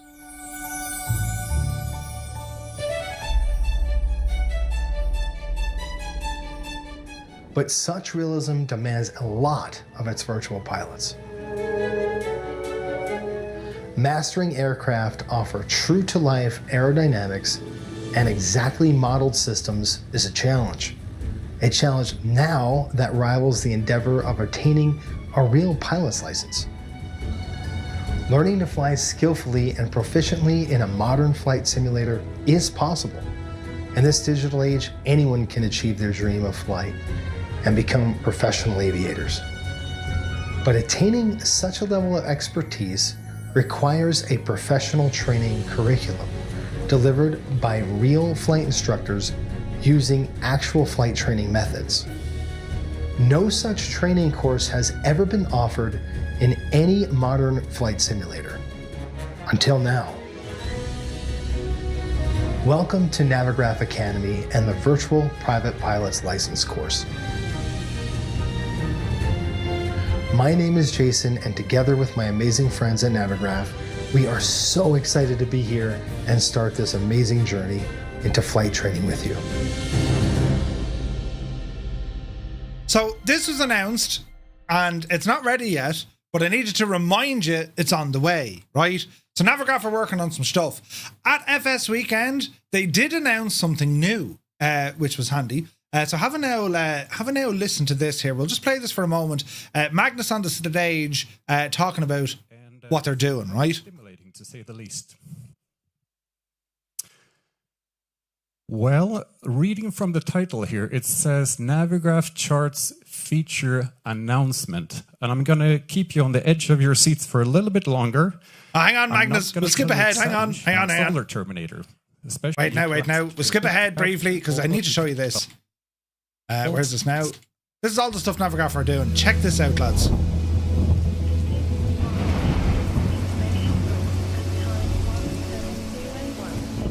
VOR DME approach. Runway 18. Transition level flight level.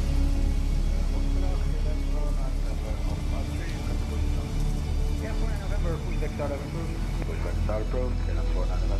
Air from CTC Singapore, stand by. 1.905. Stand by to 905 FS. 0 kilometers northward. Cloud speed 1,700 feet. Temperature 6. 3.3. VNH 1,000 hectopascals.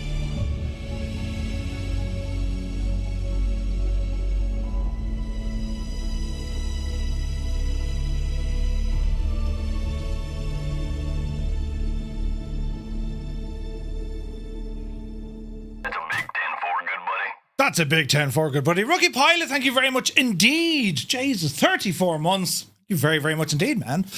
So the idea, this is called scratch pads.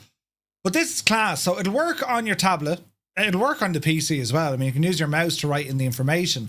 But if you're like me, I mean, I use my PDF version that's available on my store and isn't going to be sold anymore because, well, they've invented this. But it means inside your own Navigraph, where you have your charts, this feature is going to allow you to write down all the stuff that you need when ATC are talking to you, be it on SayIntentions or on VATSIM, whatever, it doesn't matter. You can write it down, and it's following logic here, including the craft system, and you're able to look at this. Your departure ATIS, your arrival ATIS. This is class. It's kind of more of a quality of life update, more so than, you know, groundbreaking feature, because Navigraph, they've got competition, right? You know, we've seen the Lido stuff available from the sim. This is taking their own direction now. It's making the product way more usable, I think. Writing down, like I've a drawer here full of friggin' notes. I'm gonna write down the ATC clearances and that. Like, can you even read my writing? Because I can't.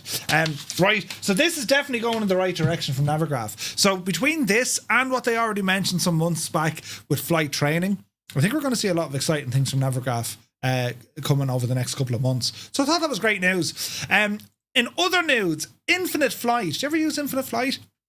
So Infinite Flight, they've announced a new feature called Autopilot Plus. So are you tired of the hassle of deciding whether you can fit in a 6-hour flight on a weekend, hoping that life doesn't get in the way? Right?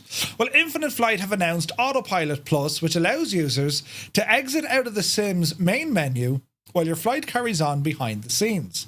Now, Infinite Flight it's a mobile app. It's a mobile flight sim. If you've never tried it, try it, right? Especially if you're, you know, if you're in the office or you're, you know, maybe you're traveling somewhere and, Jesus, I'd love a bit of flight sim.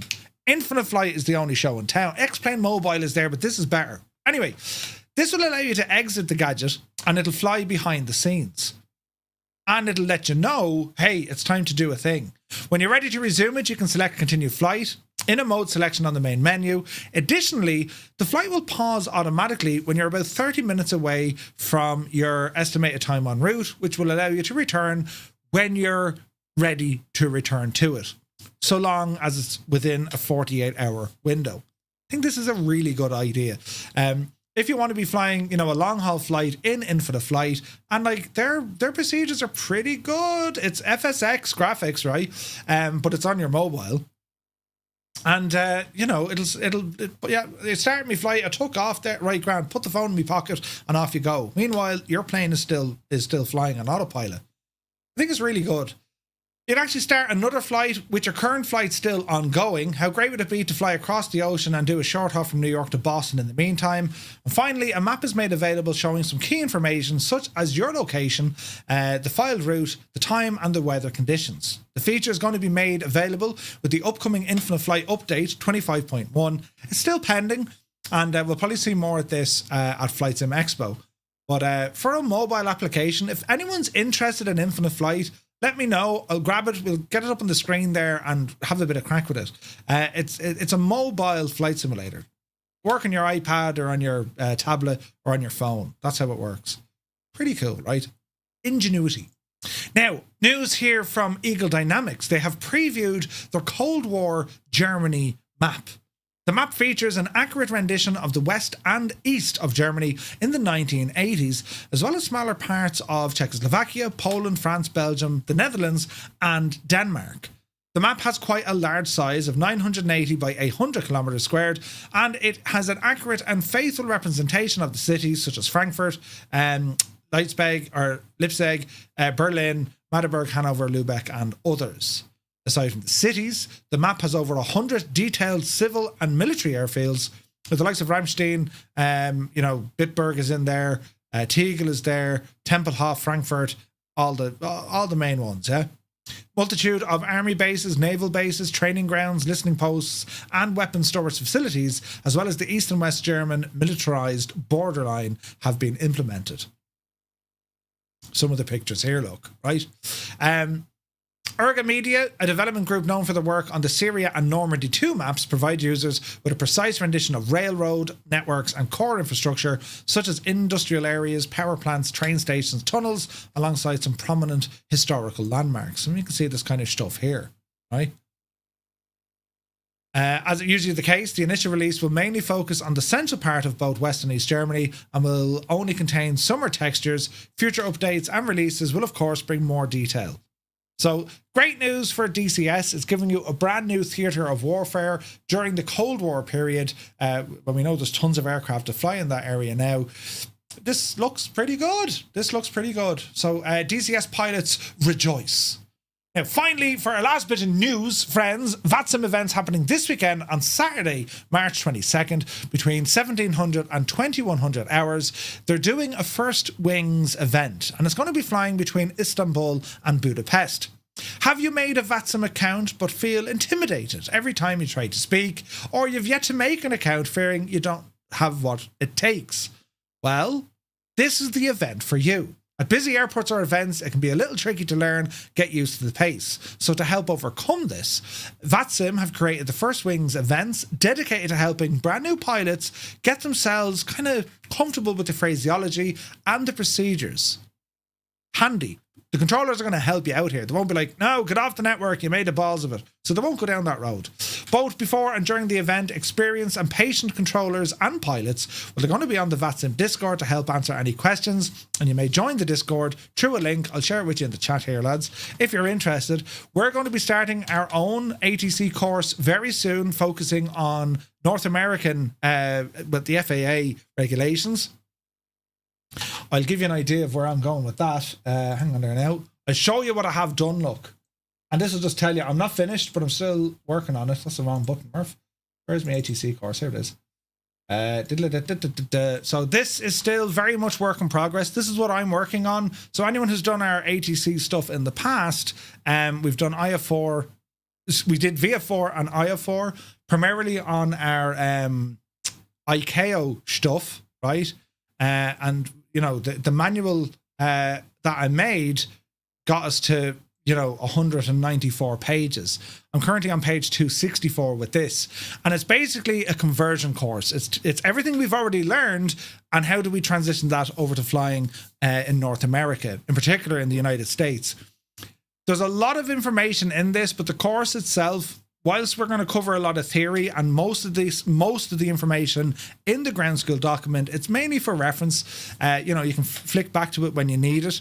It's the practical flying. It's going to be working with Boston Virtual during their wings course, First Wings course, which is pretty cool, right? So just to give you an idea, the outline of the course is going to be an introduction to the FAA regulations and VATSIM operations inside the US. Chaz Babylon, thank you very much indeed for the tier 1 sub.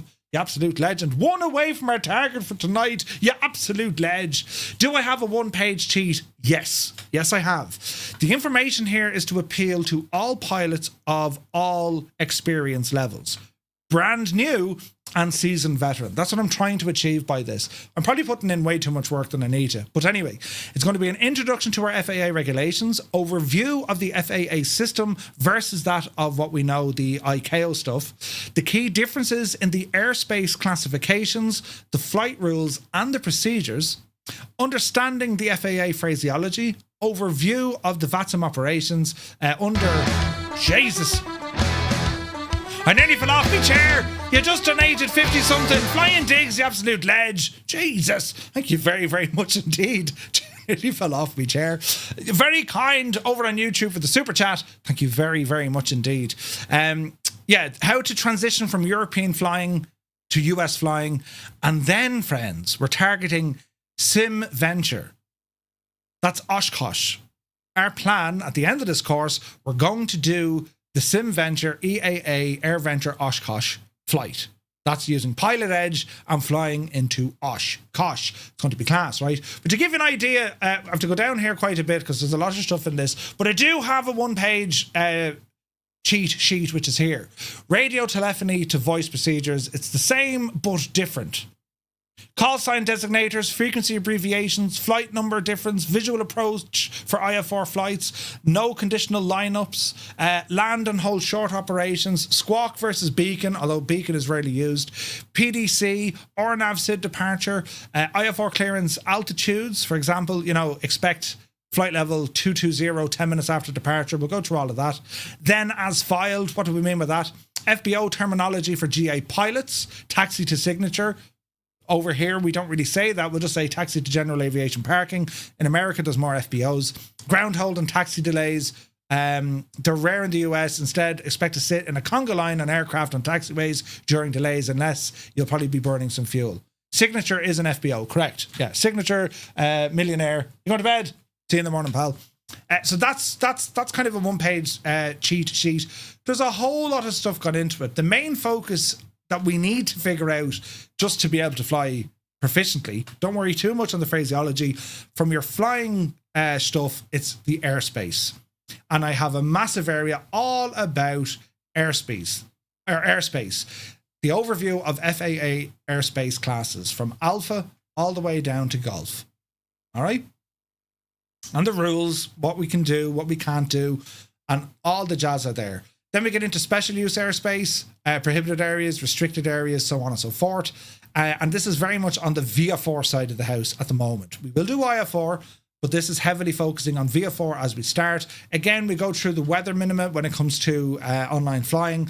Doesn't really matter on VATSIM, we can change the weather, but the winds have to match, right? All the different class of airspace is color coded to give us just that little bit of help. And at each section, there's special considerations for VATSIM pilots, which takes it away from the real world. So this all comes out of the FAA pilot manual, which is 300 and something pages or 700 and something pages. So I'm taking out what I think is relevant. I am getting a bit of help, of course, as I always do in the background. And I'll let you know, once everything's up and running, I'll let you know where we're at. But, you know, everything from filing flight plans, how to activate and close flight plans, the difference between FAA and ICAO VFR flight plans, what we need to know. Also then when it comes to flight following, over here we're used to, like, you know, a basic service or a radar service. In the States it's called flight following, and you know what we can expect. Fluffy Feathers, thank you for the follow, welcome in. So there's quite a lot of reading in it, but I'm not going to bore you to death with all the reading. This is going to be stuff that, based on the lessons that we're doing, it's going to be, okay, let's turn to this page, we'll do a little bit of reading, and then let's go try it in the air. And as I always do, example of ATC taxi clearance, you know, Cessna 182 Alpha Bravo, or it could be Skyhawk 235. Just they phrase things a little bit different. Taxi to runway 27 right via Alpha Charlie and hold short 27 left. It's a little bit different. The phraseology is a little bit different than what we're used to under ICAO stuff. How do we transition to different airspace? Jesus, the buttons are happening everywhere. Jesus, who's this now? Mac Drac, thank you very much indeed. Gifting a tier 1 sub, you absolute ledge. Hit the sub goal for today. Thank you very, very much indeed. You absolute legend. I really do appreciate that. VATSIM considerations for VFR operations in different airspace types. So we could have, you know, Class B, transition to Class B airports, which is like they're big airports. VFR traffic in the States, we're not allowed near Class Alpha airspace. And if we're stuck when it comes to what these different classes are, well, the good news is, have a read of this in the meantime, because this, I think version 7 is available already on our website. We go through the airspace classification already. We did all of this in our VFR lessons. So whilst it's a little bit different in the United States, we get the idea. We get the idea, right? The US airspace divided into all the different classes. There's also special use airspace. All right. So have a read down through this. We're going to be spending a lot of time on sectionals, on VFR sectionals, so we understand where are we flying. Are we able to, you know, scoop around this area, or do we need to talk to someone before we enter that area? You know what I mean? In Ireland, for example, we would request zone entry. It's called a zone entry. The Americans would just say transition into. You know what I mean? So there's little differences like that. But don't worry, this will be done in such a way we shouldn't be completely lost. We're going to help each other get through this step by step. All the practical flying stuff, as I said, Boston Virtual have an amazing course there. We're going to do that from start to finish. That's where we're going to do the practical side. But all the information in our ground school document, which I have scoured the internet, all the sources, real world experience, talking to friends and talking to professionals as well. That's where I get all of this information. So I think I stopped on 19.5, 19.4. 19.5 is where I've stopped now. This is all like position reporting. I've another 20 pages to do for the VF4 stuff. So I still have more to do. We'll be starting this in probably a fortnight, I would say. Not next Monday, probably the Monday after we'll start. But it's aimed at all classes of skill. If you've never done online ATC flying before, if you've never flown on VATSIM or whatever, well, this is for you, right? Granted, I won't spend an awful lot of time on the training element of going over the basics, but there is sufficient information here. This is to refresh everyone. I know the guys every Thursday are flying on VATSIM. This is for the US stuff. This is where the conversion stuff helps, but maybe you've done our VF4 or IFR courses and haven't flown in quite some time. We'll go through revision. So we won't leave anyone behind. All right. So that's on the way, lads. In the meantime, check out this VATSIM First Wings flight happening this Saturday, the 27th of March. And as I said, they're flying out of Istanbul, heading to Budapest. That should be a lot of fun. Now, friends, for our aircraft show ad tonight, all our news was about FSWeekend and the news. I want to show you this aircraft. It's an update coming over in the world of X-Plane. This aircraft here, friends, is that of the Piper PA-28 161 Warrior 2. X-Plane 12. It's from Just Flight, and it's a little beauty, this thing, right? So, into the cockpit here for a moment. I need to fix my camera because I was messing with it. And the reason why I'm looking at this in X-Plane, there's a lot of changes coming to X-Plane. A lot of changes, right? And one of them is going to be, obviously, the visuals, right? But what I want to show you here, turn up the volume, Murph, and unpause. What I want to show you here, lads, is some of the features that Just Flight have now put into this aircraft, into their PA-28, right? So this has always been a beautiful general aviation aircraft from Just Flight, and we've used it in Microsoft Flight Simulator, and there's an update due at some stage for that. But in X-Plane, this is where it's currently at, and I want to show you something that I think would be just wonderful if we had it in Microsoft Flight Simulator. So the EFB, I've popped this here behind my head, but we can move this divel around, right? We'll put the EFB up here, and I better turn it on the screen that this is X-Plane 12 because people will be giving out to me. So what we have here, lads, right? I want to show you this now. So in our tablet, there's something here called dynamic liveries, right? So that's my aircraft livery as it stands. Yeah, you can see the colors, and I can mess around with them and change them up and do all this sort of jazz. It looks pretty, right? But let's have a look up here. Because with this aircraft, they've included their dynamic livery. So let's say, for example, well, the roof, let's change the color of the roof. And it's only a matter of kind of moving this guy around, and the hood and the stripe and the lower stripe. And, you know, if you wanted an aircraft in teal, well, you can make a teal aircraft. So that's 110. We'll go down here to 110. I'll just show you this briefly, just to show you what you can actually do with the aircraft, right? At the bottom, we'll do the same. So that's going to be 110. And bring these guys all the way up. Imagine having something like this in Microsoft Flight Simulator. I think this would be absolutely brilliant. And you can see the way I'm changing the colors. It's changing on this little screen up here. So you're saying, hey, look, you're making this plane, right? Now, in a click of a button, I'm going to hit apply. And now the sim is going to go off thinking about life for a moment. Imagine if it crashed. But the sim pauses because it says, you've done a thing. And it takes, on average, about a minute. But what this is going to do now is going to apply the colors I've just chosen and pop them onto the aircraft for me. Now, granted, you're limited in what you can do in terms of where do you want stripes and designs and all this. You have like a modern era, or you can go for a historic one, do you know? Colton says, your Discord invite is invalid. Where are you pressing that, Colton? Is that on YouTube by any chance? Thank you for letting me know. I will update it. I will update it. If you're stuck, just type in !Discord. That will give you the live one, but I will, of course, update it on YouTube. So with that, it's still applying it. And now, just in that class, imagine if we had this, lads. Wouldn't that be the absolute nuts altogether? Wouldn't it? It'd be brilliant. All right. So I'm going to change it back because that's horrendous looking. You can change all the different ones here. Look. There's 32 different designs we can go by, or you can use some of the main liveries that came with this as well. Yeah. So I can't remember what I had that color at. The bottom, I think it was black, wasn't it? It was black.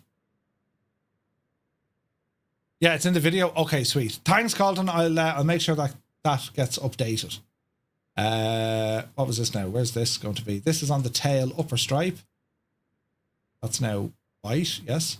And then the roof will make this white as well. And I just kind of like that design, but that's just something I messed with, you know? Current Discord... Wait, why is the main one not working? Really? Is our Discord link broken? I could have broken that earlier on. Discord.gg/TwoToneMurphy should be the one that works. That's odd. It's working for me. Yeah, it's working for me too. It should be just discord.gg/TwoToneMurphy. That'll get you the link. That'll get you in. So just double check your browser there if it doesn't work. Right, so we've applied this one. It takes about a minute or so. You can change your custom tail number. This is just a deadly feature. I'd love to see this on aircraft, right? Colton says none of them work. Are you sure? Can anyone else verify if that's working? Hang on, Colton. We'll get you sorted now. Where's this now? Discord, right? Discord.gg/TwoToneMurphy. It is working. Colton, 110% it is working. You're doing something wrong. It's 1,000,000% it's working. Look. Discord.com/invite/TwoToneMurphy. Try that one. I'll pop it in the chat for you, mate. See how you get on with that one. Hopefully that works for you. Anyway, what else do we have? Other changes that have been done to the aircraft. You have all these new options. So Just Flight's EFB has been updated for this. All right. So the new F-Mod sound pack, we're going to have a listen. That was supplied by Sim Acoustics. I'll power up the aircraft now. That was recorded from a real-world Warrior aircraft. Heavily reworked the flight model, complete with scratch-built airfoils based on real-world data. They have brand new 8K exterior textures, complete with 6 real-world liveries. New 8K interior textures, making use of the latest PBR to bring a fresh, refurbished feel. Movable EFB tablet for ease of access. Dynamic livery system, allowing you to create your own liveries. And they've included tons upon tons of manuals for this. This aircraft is due to release soon for X-Plane 12, right? So, where's this now? What was that? Where's my email? There it is. The team have been working hard on the upgrade to take full advantage of X-Plane 12. And yeah, they're hoping to get this one released very, very soon indeed. So, where's this now? Response to G-forces, numerous animations fixed, brand new high-quality F-Mod set, and so on. So this is the aircraft we're going to be looking at. And it is the Piper Warrior. It's a beaut, right? It's a beaut. Jan Moorkamp is here. Good to see you. So we're in X-Plane. Again, we're not going to be, you know, we're not going to say, ah, Jesus, look at the scenery. It is getting better. I will say this, though. I need to show you this actually on Discord.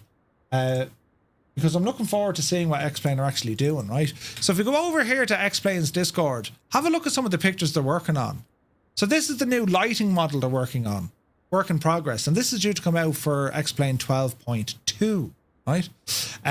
The current cockpit is on the left-hand side, and they've always complained that the cockpits, they're way too dark.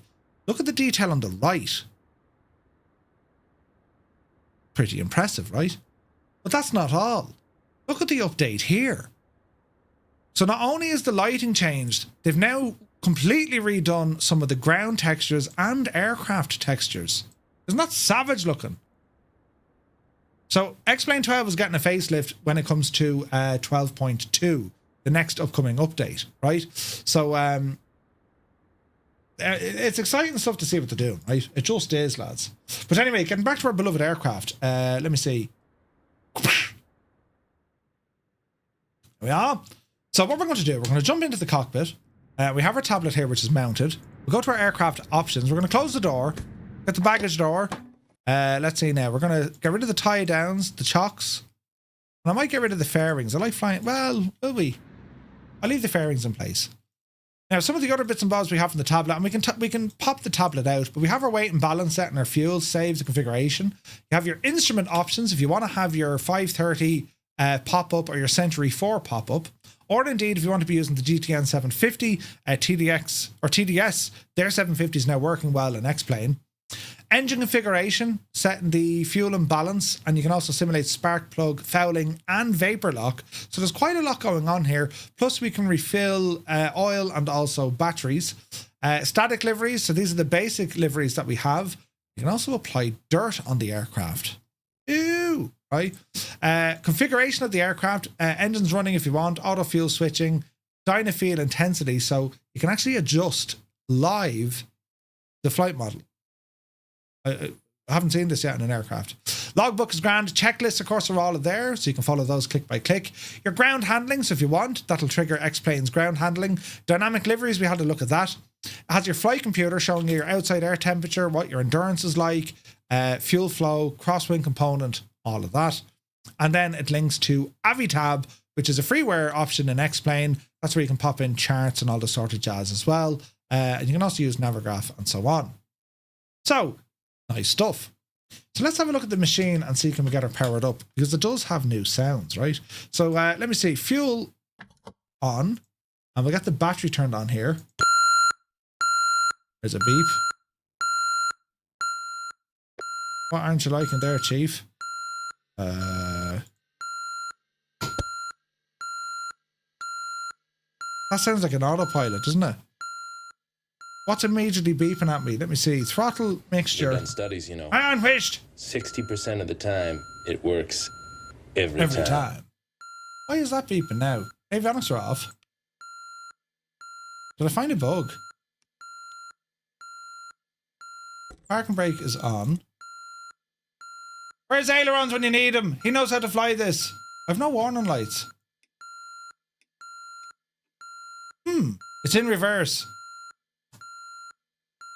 What's the beeping? It's not parking brakes. Not the flaps. Not compare. Aircraft configuration. Instrument reflections ground. Wheel fairings, yeah. Weight and balance is okay. Can I get a refund? No, you can't. Refill. Recharge. Interesting. Trust Murphy to break it. EFT? No. Gear warning. It's a fixed landing gear. It's not the plane. It's the pilot. I don't even know what's beeping. I knew this was beeping, no? Autopilot?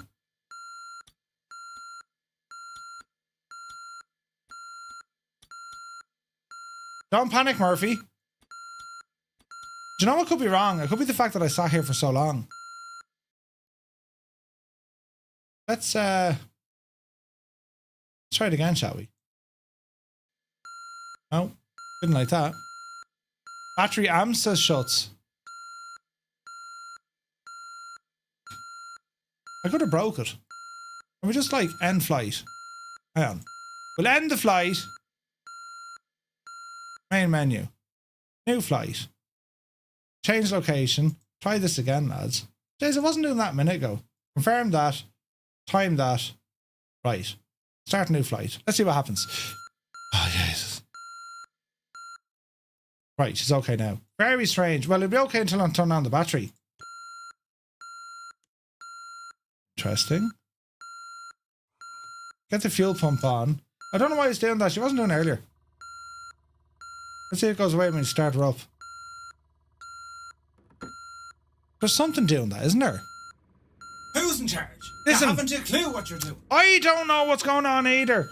What's running here in the background? Ground handling, XUIPC, Volanta, Toby. Jesus, lads. Is there a button? Interior pilot, co-pilot, radio. No.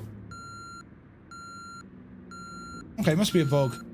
We'll report it to Just Flight. Let's see if this sounds when we start her up. Fuel is running. It's very loud, isn't it? To look at this big eater.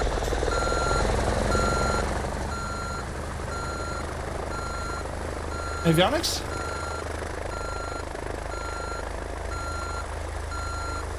Did you pause the sim? I did. Max Stallion, I wonder if that is. Right, lads. let's give it a second and restart the sim, because that's totally a bug. Good few hours since you last broke something, right? Let's just kill X-Plane here and start it up again, because I can promise you it shouldn't be doing that. Shut up. Right. Start it up again, lads. Don't panic. If it happens again, we'll blame someone else. Not what we do. Let's see what happens now. It shouldn't do that. But anyway, let's see what happens. And we'll try and start it up and do our thing. Send your link in your Discord. Dynamic liveries 2024 to read later. Ooh. Yeah, I know Godfriends did stuff with that. But yeah, let's see what happens. Right, try all this again, and yeah, let's go for it. Hopefully this doesn't break, right? Do I have a 747, A380 or A350 and X-Plane? I don't. I have the what have we got? I have the 737. There's a free one. I have the 757. I have a 767. I have an A319. I have an A320 of Concorde. Colomada's Concorde. I have the Hot Start Challenger. I have a few bits and bobs. Osprey has now been updated for 2024. Nice one, Mr. Chippy. Yeah, we'll probably take that for a spin next week. Is there anything you can't break? Listen, lads, I do the stupid stuff so you don't have to. Let's just see if it was just a bug with the sim, because it wasn't doing that for me. That wasn't happening earlier, so I don't know what's causing it. Do you know what I mean? It's a machine that goes bing. That's on the wonk. Yeah, that's the one. Yeah. Did you disable the annoying beeping function? Well, I hope so, Sim Mr. Egan. I hope so. Can you send me some of that? I just got X-Plane. What do you mean, can I send you some of that? You need to buy it, Colton. You need to buy it. And you need some planes. Yeah, you need to buy them. Or you can get the freeware stuff. Have a look at xplane.io or xplane.to, I think it is. But you need to buy them, lad. Developers go to the trouble to make the stuff, so we need to buy them. Right. That's okay. The aircraft is still pre-release, so I'm expecting buttons. Hopefully we don't get this beeping noise. Yeah, okay, I fixed it. Pretty strange, wasn't it? Right, fuel pump. We're in a different livery now, but sure, let's go with it, lads. Change the time of day here. That looks pretty. Right, fuel pump fuel is on. That's all grand. Mixture. Rich. Open the throttle. Get some lights going on here as well. Open a window. And we shall say... Clear prop. Oopsie daisy.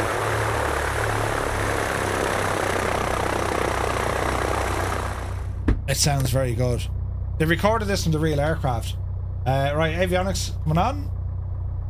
Fuel pump can be on for the moment. Pitot heat can be put on. And we got some more lights running as well. Battery alternator is already set. We do have some lights here as well. Autopilot. That's working. Test. That's working. What else do we need here now? Yeah, we're looking good, lads. Does my Toby work? No. I need to activate that.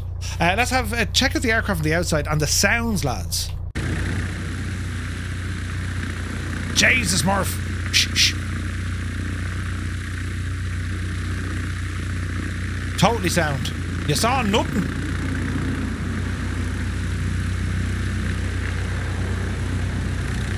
So give it a bit of power.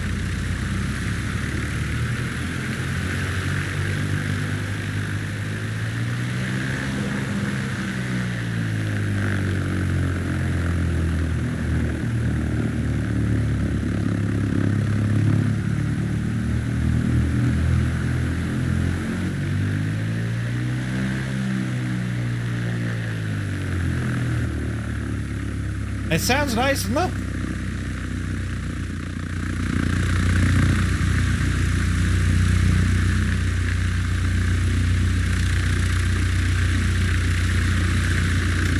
Sounds very nice.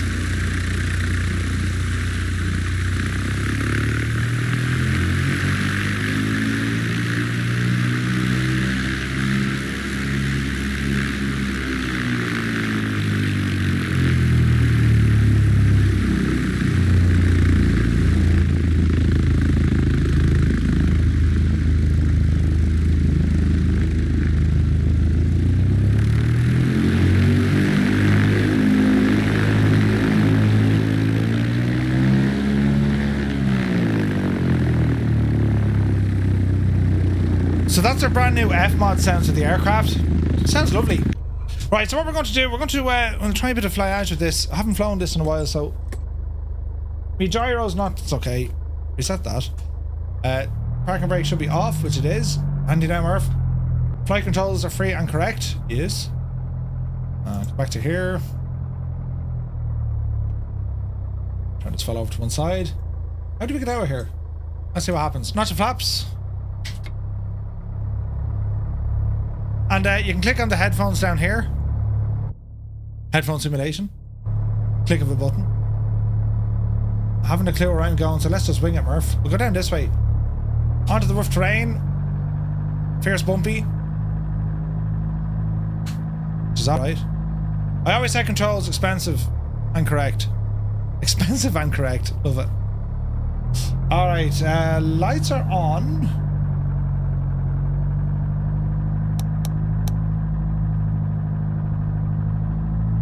The world of X-Plane, as I say, it's, I kind of said this at FSWeekend as well. I mean, there's certain experiences you may want when it comes to your X-Plane. Is there a way to hide that tablet? I remember they told me there is.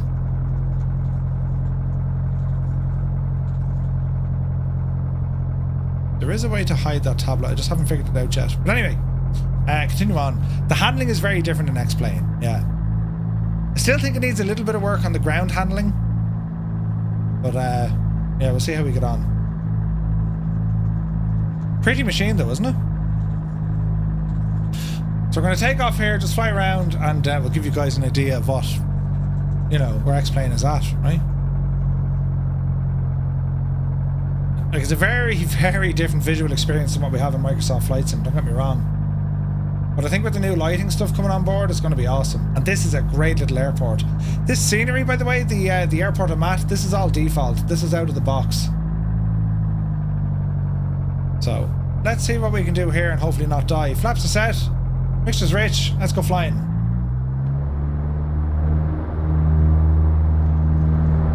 So, takeoff power is set. Airspeed coming alive. It's 40.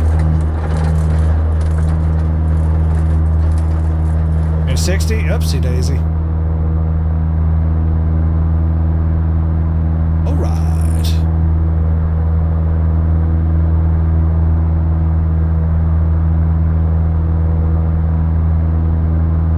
Thank you, Mr. Chippy.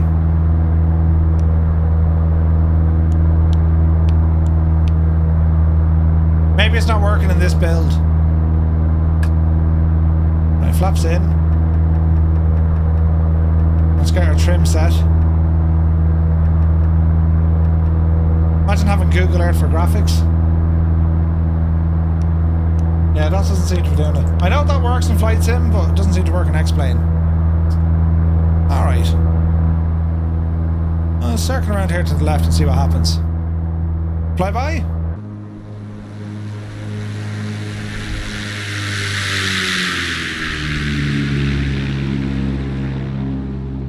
Gorgeous!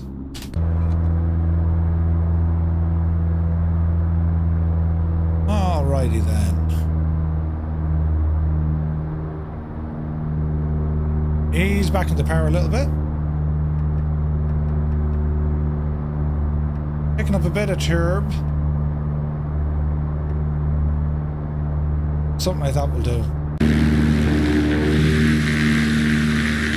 So our beautiful little Piper Warrior in X-Plane 12. It's an update on the way from Just Flight. Does it have a retractable gear? No. No, not this one. It's a fixed landing gear. It's the 161 Warrior, so a little bit of power, but still very, very calm, you know?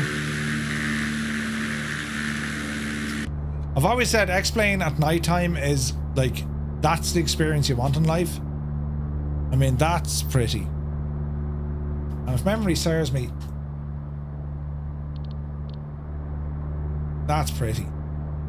That's very pretty, isn't it? Look at that lighting ahead of us, look. Look at the state of that.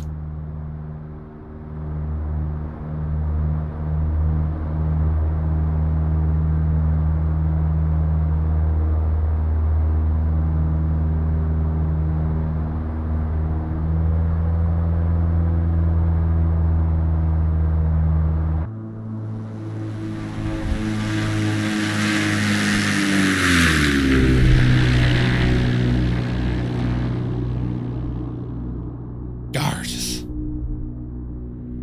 You gotta love the L flyby camera, right? So like, yeah, the lighting, X-Plane at nighttime is just beautiful.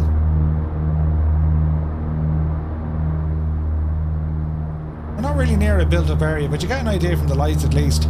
Yeah, I think there is a way to turn off that tablet. I just need to talk to Just Flight on it. And we have all our various switches over here. And if we want it, well, we can really brighten this guy up. There we go. The lighting is superb though, isn't it? I mean, looking there kind of ahead of us. I mean, isn't that pretty?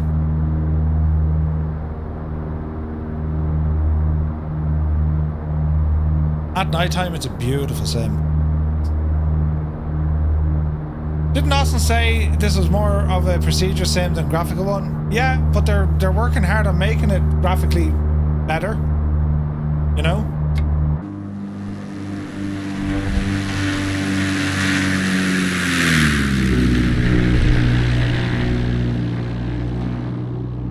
So it is getting there, you know. Add in a bit of light here so we can see what we're doing. What do you think, lads? Like, X-Plane has come a long way. X-Plane 12 in particular. We're seeing a lot of updates. X-Plane 12.2, I think they're just adding a lot more when it comes to, you know, the visuals. They're moving in the right direction, you know. Chase plane from Parallel 42, also a real game changer. I haven't tried it yet. It's on my list of things I need to kind of experiment with. Do you know what I mean? Like, some of the graphics are really good, and then others are like, eh. You know?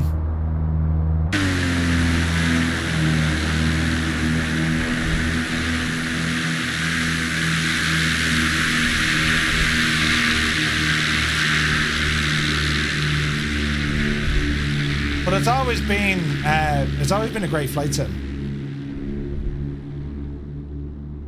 Do you know? And their camera system's very good.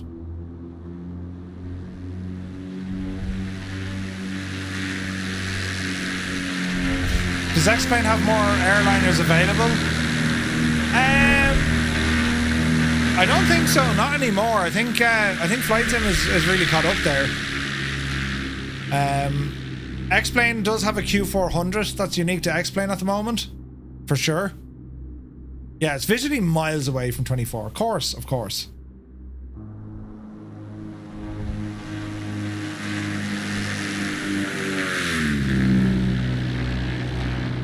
But it's getting there. You know, it's getting there. Is 24 going to fix the LOD? Yeah, they will. 24, like, they're going to put so many fixes into 24 and get it where it needs to be at, for sure. But for me, I mean, look, I love flight sims, lads. I think X-Plane is still a very good simulator. You can get some really nice experiences in it. I mean, that view right there, I mean, come on. That looks decent, doesn't it? Like, a lot of this stuff, it's X-Plane has that ability to look real at certain lighting conditions over certain scenery. Do you know what I mean? Like, this sort of crack. Their sky colors have gotten so much better. So much better. You know?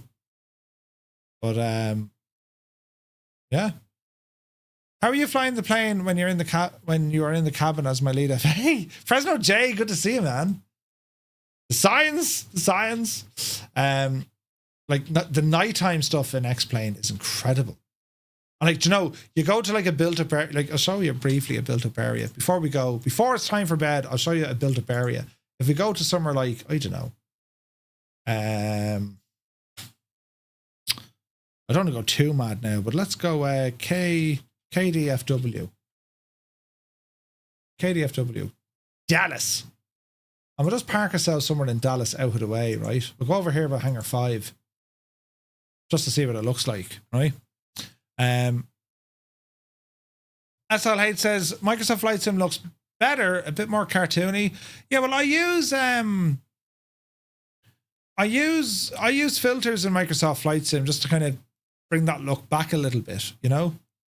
Nothing beats the Flight Factor 777. The Flight Factor 777 is the most comprehensive and impressive simulation of the Boeing 777 in a flight simulator.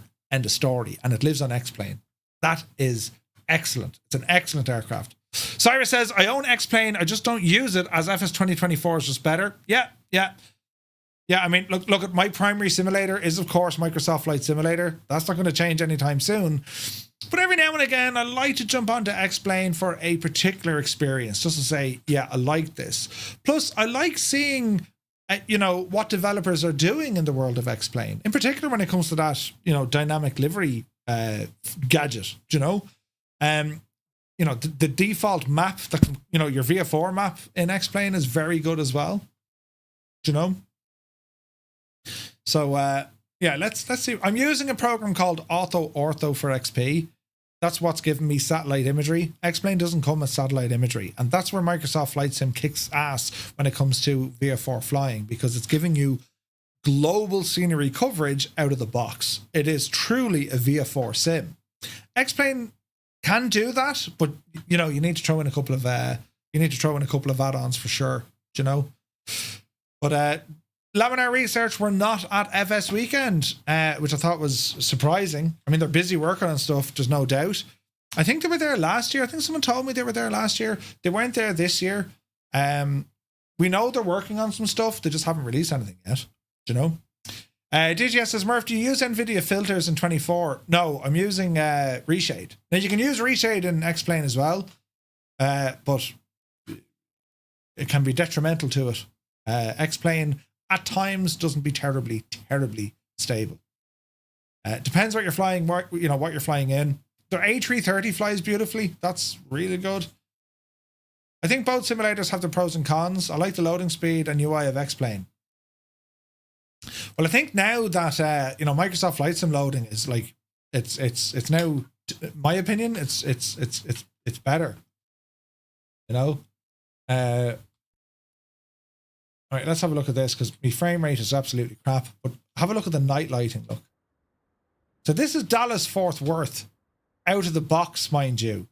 So a lot of the X-Plane default scenery generation is actually quite good. It's actually quite good, the default, yeah. But where is it now? If we kind of go free camera here and just arse over to the, let's just go over to a road where you can see traffic and stuff. Like, look at that lighting over there. It's not superb. The night lighting in X-Plane is superb. Absolutely stunning. So we'll come down here to the road, because you can see where the cars and all that stuff are starting to pop in. See that head? Like, that's impressive, isn't it? And we should get ambient noises now as I get over here.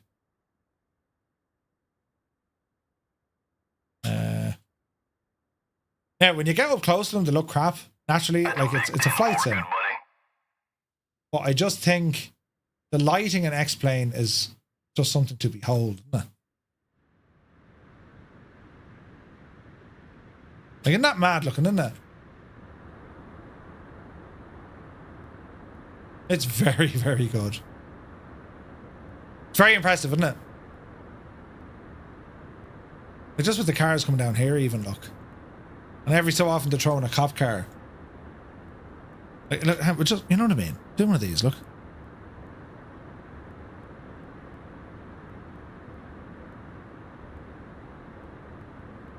Just listening to the background ambience.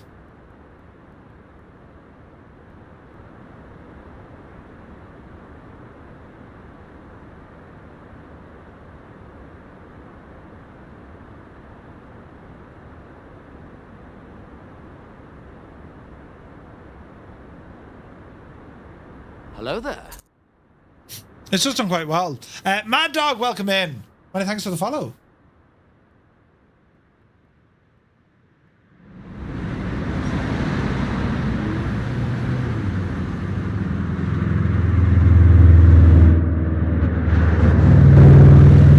Jesus, the noise.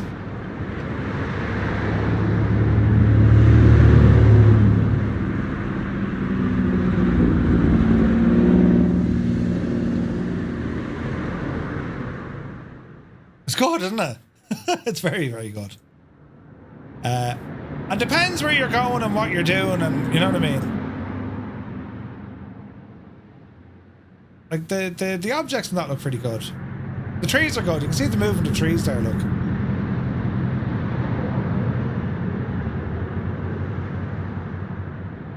You know what I mean? There's a Volkswagen.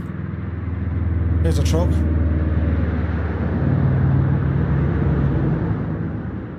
But you get the idea. So yeah, X-plane night lighting, impressive to say the least.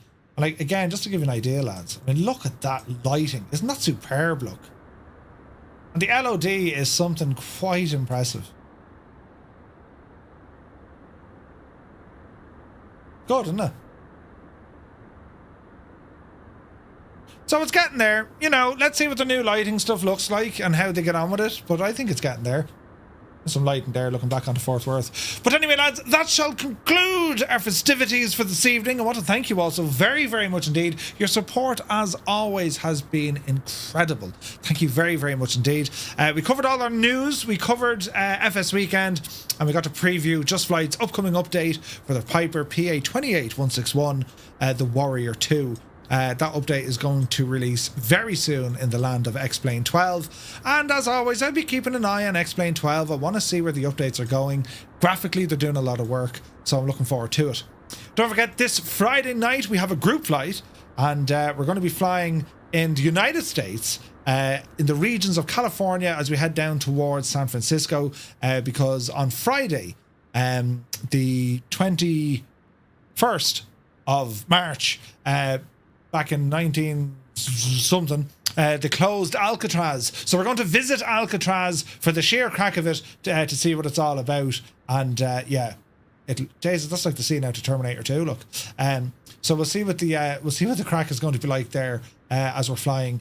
I'm using Coronado Seminole. Haven't flown that in quite some time, so looking forward to that. So, well, from me to you, thank you also very much indeed for tuning in. Hope you enjoyed tonight's stream. Thank you very much indeed for all the support, all the follows, all the likes. Really do appreciate it. And we will see you on Friday evening. Tony, good to see you. You were hiding in the background. Sid Squadron, you're very welcome in, Tony.